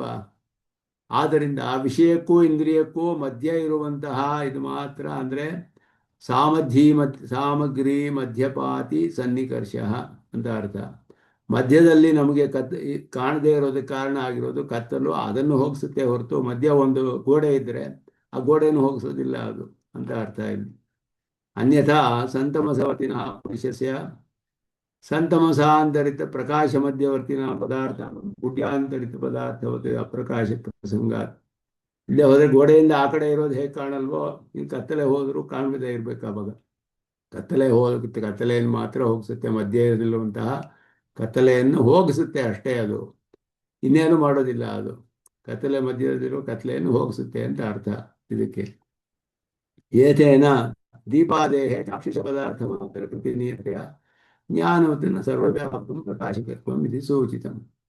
ಚಾಕ್ಷುಷ ಪದಾರ್ಥಕ್ಕೆ ಮಾತ್ರವೇ ಅದು ನಿಯತವಾಗಿದೆ. ದೀಪ ಮೊದಲಾದ ತೋರಿಸೋದು ನಮಗೆ ಪದಾರ್ಥಗಳನ್ನು, ಕಣ್ಣಿನಿಂದ ನೋಡುವ ಪದಾರ್ಥಗಳನ್ನು ತೋರಿಸುತ್ತೆ ಅಷ್ಟೇ ಹೊರತು ಎಲ್ಲ ಇಂದ್ರಿಯಗಳಿಂದಲೂ ಅಲ್ಲ. ತಾವನ್ಮಾತ್ರೇಣ ನತು ಸಾಕ್ಷಾತ್ ಪ್ರಕಾಶನಿಕತ್ವೇನ ಅಪಿ ಇತ್ಯರ್ಥಃ. ಜ್ಯೋತಿ ಸನ್ನಿಕರ್ಷಾತ್ ಪ್ರಸಿದ್ಧಿ ಪ್ರಾಚುರ್ಯ ತಮಶಬ್ದಸ್ಯ ತಿಮರ ವಿಷಯತ್ವಾದಿ ಅನುವಿಷಯತ್ವಸಾಯ ತಮಶಬ್ದ. ಜ್ಯೋತಿಸ್ ಅಂತ ಹೇಳಿರೋದ್ರಿಂದ ಇಲ್ಲಿ ತಮಸಃ ಜ್ಯೋತಿಷಾಮಪಿ ಜ್ಯೋತಿ ತಮಸಃ ಪರಮುಚ್ಯತೆ. ಶ್ಲೋಕದಲ್ಲಿ ಅರ್ಥ ಮಾಡೋದು ಎಷ್ಟು ಕಷ್ಟ. ಶಬ್ದಗಳು ಒಂದೊಂದು ತೋರಿಸ್ತಾರೆ ಸ್ವಾಮಿ ದೇಶಿಕನ ಒಂದೊಂದು ಕಡೆ ಭಾಷ್ಯಕಾರರು ಎಷ್ಟು ಜಾಗರೂಕವಾಗಿ ವ್ಯಾಖ್ಯಾನ ಮಾಡಿದ್ದಾರೆ ಅಂತ ತಿಳಿಯುತ್ತೆ. ಜ್ಯೋತಿಷ್ ಶಬ್ದದೊಡನೆ ಬಂದರೆ ತಮಸಃ ಅಂದರೆ ತಮಸ್ಸು ಅಂದರೆ ಕತ್ತಲೆ ಅಂತ ತಾನೇ ಅರ್ಥ ಮಾಡಬೇಕು. ಸಾಮಾನ್ಯವಾಗಿ ಹೀಗೆ ಅರ್ಥ ಇರ್ಬೋದು ಅಂತ ತೋರುತ್ತೆ. ಬೆಳಕಿನ ಜೊತೆ ಹೇಳಿದ್ರೆ ತಮಸಃ ಅನ್ನೋ ಶಬ್ದ, ತಮಸ್ಸು ಅಂದರೆ ಕತ್ತಲೆ ಅಂತ ಅರ್ಥ ಮಾಡಬೇಕೆ ಅಂದರೆ ತಮಸ ಪರಂ ಅಂತ ಆತ್ಮಸ್ವರೂಪವು ಹೇಳಲ್ಪಡ್ತಾ ಇದೆ. ಆದ್ದರಿಂದ ಕತ್ತಲೆಗೂ ಆತ್ಮನಿಗೂ ಅಲ್ಲ ಇಲ್ಲಿ. ಜ್ಯೋತಿಸ್ಸನ್ನಿಕರ್ಷಾತ್ ಜ್ಯೋತಿಸ್ಸಿನ ಜೊತೆ ಇರೋದ್ರಿಂದ ಪ್ರಸಿದ್ಧಿ ಪ್ರಾಚುರ್ಯ ಅಚ್ಚ. ತಮಸ್ಸಂದರೆ ಪ್ರಸಿದ್ಧವಾದದ್ದೇನು ಅಂದರೆ ಕತ್ತಲೆ ಅನ್ನೋದೇ. ತಮಶಬ್ದಸ್ಯ ತಿಮರ ವಿಷಯತ್ವ ಧೀವಿದಾಸಾಯ. ತಿಮರ ವಿಷಯ ಕಣ್ಣಿಗೆ ಪೊರೆ ಹಾಕ್ಕೊಟ್ರೆ ನಮ್ಗೆ ಕಾಣೋದಿಲ್ವಲ್ಲ, ಆ ರೀತಿ ತಮಶಬ್ದವು ಆ ರೀತಿ ಕಾಣಿಸದೇ ಇರೋದು ಅನ್ನೋ ಅರ್ಥದಲ್ಲಿದೆ. ಆ ಅರ್ಥದಲ್ಲಿ ಇಲ್ಲ ಇಲ್ಲಿ. ತಮಶಬ್ದ ಅಂದರೆ ಮಧ್ಯದಲ್ಲಿ ಒಂದು ಪೊರೆಯಂತೆ ಇರುವಂತಹದ್ದು, ಆ ಅರ್ಥವಲ್ಲ. ತಮಶಬ್ದವು ಪ್ರಕೃತಿ ಎನ್ನುವ ಪದಾರ್ಥವನ್ನು ತಿಳಿಸುತ್ತೆ. ತಮಸಃ ಪರಂ ಅಂತ ಹೇಳಿರೋದ್ರಿಂದ ಜ್ಯೋತಿಷಾಮಪಿ ಪ್ರಕಾಶಕತೆಯ ಕೈಮುತ್ಯ ಸಿದ್ಧಸ್ಯ ತಿಮಿರಾದ ಪರತ್ವಸ್ಯ ವಿಧಾನೆ ಪ್ರಯೋಜನ ಅಭಾವಾತ್. ಜ್ಯೋತಿಷ್ ಪದಾರ್ಥಗಳನ್ನೇ ಪ್ರಕಾಶಪಡಿಸೋದ್ರಿಂದ ಇನ್ನು ಮಿಕ್ಕಿದ್ದೆಲ್ಲ ಪ್ರಕಾಶಪಡಿಸೋದು ಇನ್ನು ಹೇಳಲೇಬೇಕೇ ಅಲ್ಲ. ತಿಮಿರಾತ್ ಪರತ್ವಂ ಅಂದರೆ ಕತ್ತಲಿಗಿಂತ ಪರವಾದದ್ದು ಅಂತ ಹೇಳಿದ್ರೆ ಜ್ಯೋತಿಷನ್ನೇ ಜ್ಯೋತಿಷ್ ತಿಳಿಯುವಂಥ ಜ್ಯೋತಿರ್ ಪದಾರ್ಥಗಳನ್ನೇ ಪ್ರಕಾಶಪಡಿಸುವ ಆತ್ಮನಿಗೆ ಕತ್ತಲಿಗಿಂತ ಪರವಾದದ್ದು ಅಂತ ಹೇಳಲೇಬೇಕಾಗಿಲ್ಲ. ಯಾಕೆ ಅಂದರೆ ಸೂರ್ಯನನ್ನೇ ನಮಗೆ ಪ್ರಕಾಶಪಡಿಸೋದು ನಮ್ಮ ಜೀವಾತ್ಮ ಸ್ವರೂಪವೇ. ಆದ್ದರಿಂದ ಇದು ಕತ್ತಲಿಗಿಂತ ಶ್ರೇಷ್ಠವಾದದ್ದು ಅಂತ ಹೇಳೋದ್ರಲ್ಲಿ ಯಾವ ಪ್ರಯೋಜನವೂ ಇಲ್ಲ. ಆದ್ದರಿಂದ ಇಲ್ಲಿ ಆತ್ಮಸ್ವರೂಪವು ಪ್ರಕೃತಿಯೊಡನೆ ಹೋಲಿಸಲ್ಪಡ್ತಾ ಇದೆ. ಪ್ರಕೃತೇ ಪರತ್ವಸ್ಯ ಚ ಅವಶ್ಯ ವಕ್ತವ್ಯೇತಾತ್. ಯಾಕೆಂದ್ರೆ ಪ್ರಕೃತಿಗಿಂತ ಪರವಾದದ್ದು ಅನ್ನೋದೇ ಇಲ್ಲಿ ಹೇಳಬೇಕು. ತಮಶಬ್ದಸ್ಯ ಚ ಯಸ್ಯ ತಮಶರೀರಂ, ಬೃಹದಾರಣ್ಯಕೋಪನಿಷತ್ತಲ್ಲಿ ಹೇಳಿದೆ. ಶರೀರ ಅಂತ ಹೇಳಬೇಕಾದ್ರೆ ದ್ರವ್ಯವಾಗಿರ್ಬೇಕು. ಯಸ್ಯ ಚೇತನಸ್ಯ ಯತ್ ದ್ರವ್ಯಂ ಸರ್ವಾತ್ಮನ ಸ್ವಾರ್ಥೆ ಧಾರಯಿತು ನಿಯಂತ್ರಿಂಚ ಶಕ್ಯಂ ಅನ್ನೋದು ಲಕ್ಷಣ. ಅದಕ್ಕೆ ದ್ರವ್ಯವಾಗಿದ್ರೇನೆ ಶರೀರ ಅಂತ ಹೇಳಲ್ಪಡುತ್ತೆ. ಆದ್ದರಿಂದ ಯಸ್ಯ ತಮಃ ಶರೀರಂ ಅಂತ ಇಲ್ಲಿ ಹೇಳಿರುವ ತಮಸ್ಸು ಕತ್ತಲೆ ಆಗಕ್ಕೆ ಸಾಧ್ಯವಿಲ್ಲ. ಇದು ದ್ರವ್ಯವಾಗಿರ್ಬೇಕು. ಪ್ರಕೃತಿ ಅನ್ನೋದು ಆ ಪದಾರ್ಥವು ಹೇಳಲ್ಪಡುತ್ತೆ. ತಮಾಸೀತ್ ತಮಸಾ ಗೂಢಮಗ್ರೆ ಪ್ರಕೇತಂ, ಇದೆಲ್ಲ ಹಾಗೆಯೇ ಪ್ರಕೃತಿಯನ್ನು ತಿಳಿಸುತ್ತೆ. ತದಾ ತಮಸ್ತತ್ ನ ದಿವಾನ ರಾತ್ರಿ ಮೊದಲಾದದ್ದು ಎಲ್ಲ ತಮಸ್ಸು ಅನ್ನೋದು ಹಾಗೆಯೇ. ತಮಃ ಏವ ಏಕೀಭವತಿ, ತಮ ಏವ ಏಕೀಭವತಿ ಅಂತ ಹೇಳಿ ತಮಸ್ಸು ಆಸೀದಿದಂ ತಮೋಭೂತಂ ಅಪ್ರಜ್ಞಾತಮ ಲಕ್ಷಣಂ ಮೊದಲಾದದ್ದು ಇದೆಲ್ಲವೂ ಕೂಡ ಹಾಗೆಯೇ ಅರ್ಥವನ್ನು. ಇತ್ಯಾದಿಷು ಮೂಲ ಪ್ರಕೃತಿ ವಿಷಯತೆಯ ಶ್ರೌತ ಸ್ಮಾರ್ತ ಪ್ರಯೋಗ ಪ್ರಾಚುರ್ಯ ಚ ಇತಿ ಭಾವ. ಮನುಸ್ಮೃತಿಯೇನು, ಸುಬಾಲೋಪನಿಷತ್ತೇನು, ಶ್ವೇತಾಶ್ವತರ ಮೊದಲಾದದೆಲ್ಲ ಇದು ಅಷ್ಟಕ ಬ್ರಾಹ್ಮಣದಲ್ಲಿ ಬರೋದು. ತೈತಿರಿಯ ಅಷ್ಟಕದಲ್ಲಿ ಅದೆಲ್ಲ ಈ ರೀತಿಯಾಗಿ ವೇದಗಳಲ್ಲಿ, ಉಪನಿಷತ್ತಲ್ಲೇನು, ಸ್ಮೃತಿಗಳಲ್ಲಿ ಎಲ್ಲ ಪ್ರಸಿದ್ಧವಾಗಿ ತಮಶಬ್ದಕ್ಕೆ ಸೂಕ್ಷ್ಮ ಪ್ರಕೃತಿ ಅನ್ನುವ ಅರ್ಥದಲ್ಲಿ ಬೇಕಾದಷ್ಟು ಪ್ರಯೋಗಗಳಿದೆ.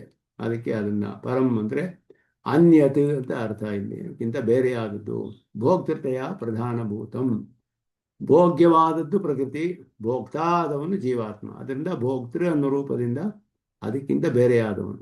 ಪ್ರಾಗಪಿ ತೇ ಪರಾವರತೆಯ ವಿಭಕ್ತೆ, ಪರಾವರ ಅನ್ನೋದು ಪ್ರಕೃತಿ ಜೀವಾತ್ಮರುಗಳು ಹೇಳಲ್ಪಟ್ಟಿದೆ.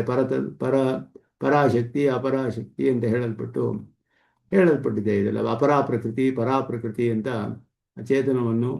ಚೇತನನ್ನು ಹಿಂದೆಯೇ ಹೇಳಲ್ಪಟ್ಟಿದ್ದು. ನಿರ್ಗುಣ ಪ್ರಕೃತೆ ಪರಃ ಇತ್ಯಾದಿಷು ಇತಿ ಶೇಷ. ಇಲ್ಲಿಯೂ ಹಾಗೆಯೇ ನಿರ್ಗುಣ ಪ್ರಕೃತೆ ಪರಃ ಅಂತ ಹೇಳುವಾಗ ತ್ರಿಗುಣ ಸತ್ವರಜಸ್ತಮಸ್ಸು ಗುಣಗಳನ್ನು ಹೊಂದಲ್ದೇ ಇರೋನು ಪ್ರಕೃತಿಗಿಂತ ಬೇರೆಯಾದವನು ಅನ್ನುವ ಅರ್ಥ ವಿಷ್ಣು ಪುರಾಣದಲ್ಲಿ. ಏತೇನ ಜಡವೈಲಕ್ಷಣ್ಯಂ ವಿವಕ್ಷಿತಮಿತಿ ಅಭಿಪ್ರಾಯಣ ಅತಃ.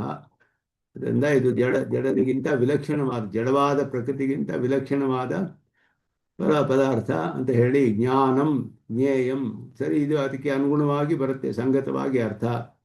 ಪ್ರಕೃತೇ ಪರಂ ಅಂದರೆ ಸೂಕ್ಷ್ಮವಾದ ಪ್ರಕೃತಿಗಿಂತ ಬೇರೆಯಾದದ್ದು, ಆದ್ದರಿಂದಲೇ ಇದು ಜ್ಞಾನ ಅಂತ ತಿಳಿಬೇಕು. ಅದು ಜಡವಾದದ್ದು, ಇದು ಜ್ಞಾನ ಪದಾರ್ಥ, ಜ್ಞಾನೈಕಾಕಾರ. ಪ್ರಕೃತೇ ಪರಂ ಅತಃ ಜ್ಞಾನಂ ಜ್ಞೇಯಂ. ಅತಃ ಅಂತ ಇಲ್ಲಿ ಸೇರಿಸ್ತಾರೆ.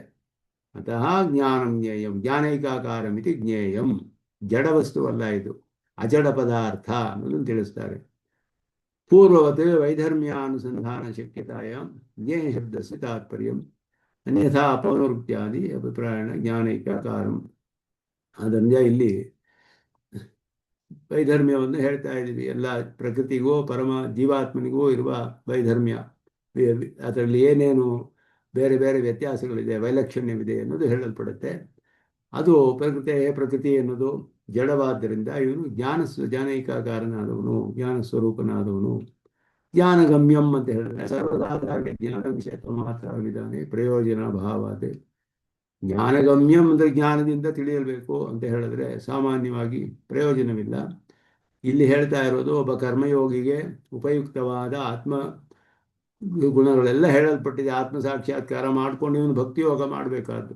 ಆದ್ದರಿಂದ ಅಮಾನಿತ್ವಾದಿಗಳು ಏನು ಹೇಳಿತೋ ಅದು ಇಲ್ಲಿ ಜ್ಞಾನ ಸಾಧನ ಅಂತ ಕರ್ಣ ವ್ಯುತ್ಪತ್ತಿಯಿಂದ ಹೇಳ್ತಾರೆ. ಜ್ಞೇಯಮಿತ್ಯನೇನ ಪೌರೋಕ್ತ್ಯಾದ ಗಮ್ಯ ಶಬ್ದಸ್ಯ ಪ್ರಾಪ್ಯ ಪರ್ಯಾಯತ್ವ ಸಿದ್ಧೇಶ ಪ್ರಕೃತಿಸಂಗತಂ ಅಮಾನಿತ್ವಾದಿಭಿಃ ಪ್ರಾಪ್ಯಂ, ಜ್ಞಾನ ಸಾಧನಗಳಿಂದ ಪ್ರಾಪ್ಯವಾದದ್ದು ಅಂತ ಅರ್ಥ. ಜ್ಞೇಯಂ ಅನ್ನೋದು ಪ್ರಾಪ್ಯಮ್ಮೆ. ಜ್ಞಾನಂ ಜ್ಞೇಯಂ, ಜ್ಞಾನಗಮ್ಯಂ ಅಂತ ಹೇಳಿದ್ರೆ ಜ್ಞಾನಗಮ್ಯಂ ಗಮ್ಯಂಗೂ ಜ್ಞೇಯಂಗೂ ಒಂದೇ ಅರ್ಥ ಹೇಳಬೇಕೆ ಅಂದರೆ ಹಾಗಲ್ಲ. ಪ್ರಾಪ್ಯಂ ಅನ್ನೋ ಅರ್ಥವನ್ನೇ ಹೇಳ್ತಾರೆ ಇಲ್ಲಿ. ಏತಜ್ಞಾನಮಿತಿ ಇತಿವತ್ ಅತ್ರಾಪಿ ಕರ್ಣವ್ಯುತ್ಪತ್ತಿಂ ಜ್ಞಾನ ಸಾಧನೈ ಉಕ್ತೈ, ಕರ್ಣವ್ಯುತ್ಪತ್ತಿಯನ್ನು ಹೇಳ್ತಾರೆ. ಕರ್ಣಾರ್ಥದಲ್ಲಿ ಹೇಳಬೇಕು. ಜ್ಞಾನೇನ ಅಂತ ಹೇಳಿ ಈ ಸಾಧನ, ಜ್ಞಾನ ಅನ್ನುವ ಸಾಧನಗಳಿಂದ ತಿಳಿಯಲ್ಪಡುವಂತಹದ್ದು. ಮನುಷ್ಯಾದೇಹೆ ಪಿಂಡಸ್ಯ ಇತಿ ಶೇಷಃ ಭೋಕ್ತೃತ್ವಾದಿರೂಪೇಣ ಅವಸ್ಥಾನ ವಿಶೇಷೇಣ ಅವಸ್ಥಾನ ಭೋಕ್ತೃತ್ವಾದಿ ರೂಪೇಣ ಅವಸ್ಥಾನ ಭೋಕ್ತೃತ್ವ ರೂಪದಿಂದ ಇರುವಂತಹದ್ದು ಯದ್ವಾ ಹೃದಯ ಸ್ವರೂಪೇಣ ಅವಸ್ಥಾನ ಅವಯವಾಂತರೇಶಿತು ಸ್ವಧರ್ಮಭೂತ ಜ್ಞಾನೇನೇತಿ ವಿಶೇಷ ಹೃದಯದಲ್ಲಿ ವಿಶೇಷವಾಗಿ ಇದ್ದಾನೆ ಸ್ವರೂಪದಿಂದ ಎಲ್ಲ ಅವಯವಗಳಲ್ಲಿಯೂ ಇದ್ದಾನೆ ಜೀವಾತ್ಮನು ಯಾವ ಭಾಗ ನಮ್ಮ ದೇಹ ಮುಟ್ಟಿದ್ರೂ ನಾನು ಅಂತ ನಮಗೆ ಅನುಭವ ಆಗುತ್ತಲ್ಲ ಜೀವಾತ್ಮನು ಎಲ್ಲ ಕಡೆಯೂ ಇದ್ದಾನೆ ಅಂದರೆ ಅವನ ಧರ್ಮಭೂತ ಜ್ಞಾನದಿಂದ ಶರೀರವನ್ನೆಲ್ಲ ವ್ಯಾಪಿಸಿದ್ದಾನೆ ಹೊರತು ಸ್ವರೂಪದಲ್ಲಿ ಒಂದು ಕಡೆ ಇರ್ತಾನೆ ಅವನು ಹೃದಯದಲ್ಲಿ ಅಂತ ಹೇಳಿ ಸ್ಥಿತಿ ಶಬ್ದಸ್ಯ ಅರ್ಥ ಮುಖ್ಯ ಅರ್ಥ ಯೋಗಾತ್ ಸನ್ನಿಧಿ ಮಾತ್ರ ಪರತ್ವ ಮುಕ್ತಂ ಹತ್ತಿರದಲ್ಲಿ ಇದ್ದಾನೆ ಅಂತ ಅರ್ಥ ಯಾಕೆಂದ್ರೆ ಜೀವಾತ್ಮನು ಎಲ್ಲ ಸಂಚಾರ ಮಾಡ್ತಾನೆ ಅಂತ ಹೇಳಿದೆ ದೇಹದಲ್ಲೆಲ್ಲ ಸರ್ವಸ್ಯ ಗೃಹೇ ಅಪಿ ಅಯಮೇವ ವ್ರೀಹಿ ಇತಿವತ್ ಸರ್ವಸ್ಯ ಗೃಹೇ ಅಪಿ ಅಯಮೇವ ವ್ರೀಹಿ ಇತಿವತ್ ಜಾತ್ಯೈಕ ವಿವಕ್ಷೆಯ ಸರ್ವಸ್ಯ ಹೃದಯ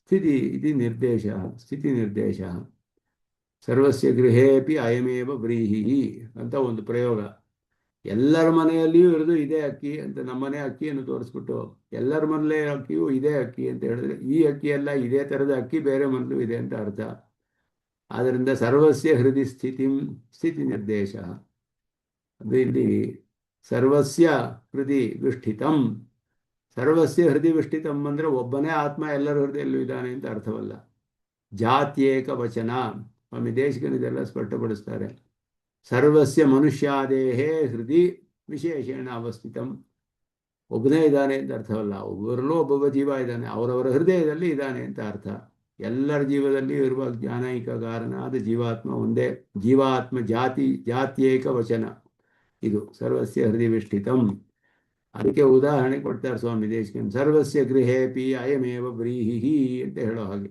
ಎಲ್ಲರ ಗೃಹದಲ್ಲಿ ಇರುವುದು ಇದೇ ಅಕ್ಕಿ ಅಂತ ಹೇಳೋ ಹಾಗೆ ಜೀವಾತ್ಮನ ಸ್ವರೂಪವನ್ನು ಹೇಳುವಾಗ ಎಲ್ಲರ ಹೃದಯದಲ್ಲಿಯೂ ಇರುವವನು ಅನ್ನೋದನ್ನ ಸರ್ವಸ್ಯ ಹೃದಯ ವಿಷ್ಠಿತಂ ಅಂತ ಬಹಳ ಶ್ಲೋಕಕ್ಕೆ ಅರ್ಥ ಮಾಡೋದು ಕಷ್ಟ ಜ್ಯೋತಿಷಾಮಪಿ ತಜ್ಜ್ಯೋತಿ ತಮಸಃ ಪರಮುಚ್ಯತೆ ಜ್ಞಾನಂ ಜ್ಞೇಯಂ ಜ್ಞಾನಗಮ್ಯಂ ಹೃದಯ ಸರ್ವಸ್ಯ ವಿಷ್ಠಿತಂ ಜ್ಯೋತಿಷ್ ಪದಾರ್ಥಗಳನ್ನು ಪ್ರಕಾಶಪಡಿಸುವುದು ಆತ್ಮಜ್ಯೋತಿಯೇ ಆತ್ಮನ ಧರ್ಮಭೂತ ಜ್ಞಾನದಿಂದಲೇ ನಾವು ಎಲ್ಲವನ್ನು ತಿಳಿಯೋದು ತಮಸಃ ಪರಂ ತಮೋದ್ರವ್ಯ ಸೂಕ್ಷ್ಮವಾದ ಪ್ರಕೃತಿಗಿಂತ ಬೇರೆಯಾದದ್ದು ಅದು ಜಡವಾದದ್ದು ಇದು ಜ್ಞಾನಂ ಜ್ಞೇಯಂ ಇದು ಜ್ಞಾನೈಕಾಕಾರ ಅಂತ ತಿಳಿಯಲ್ಪಡಬೇಕಾದ್ದು ಜ್ಞಾನಗಮ್ಯಂ ಜ್ಞಾನ ಸಾಧನಗಳಿಂದ ಪ್ರಾಪ್ಯವಾಗುತ್ತೆ ಅಮಾನಿತ್ವಾದಿ ಜ್ಞಾನ ಸಾಧನಗಳಿಂದ ಪ್ರಾಪ್ಯವಾಗುವಂತಹ ಸ್ವರೂಪ ಹೃದಯ ಸರ್ವಸ್ಯ ವಿಷ್ಠಿತಂ ವಿಶೇಷವಾಗಿ ಹೃದಯದಲ್ಲಿ ಸನ್ನಿಹಿತವಾಗಿದೆ ಎಲ್ಲರಿಗೂ ಅನ್ನೋದು ಇದೊಂದು ಆತ್ಮಸ್ವರೂಪವನ್ನು ಈ ರೀತಿ ಹೇಳಿ ಇಲ್ಲಿಗೆ ಮುಂದೆ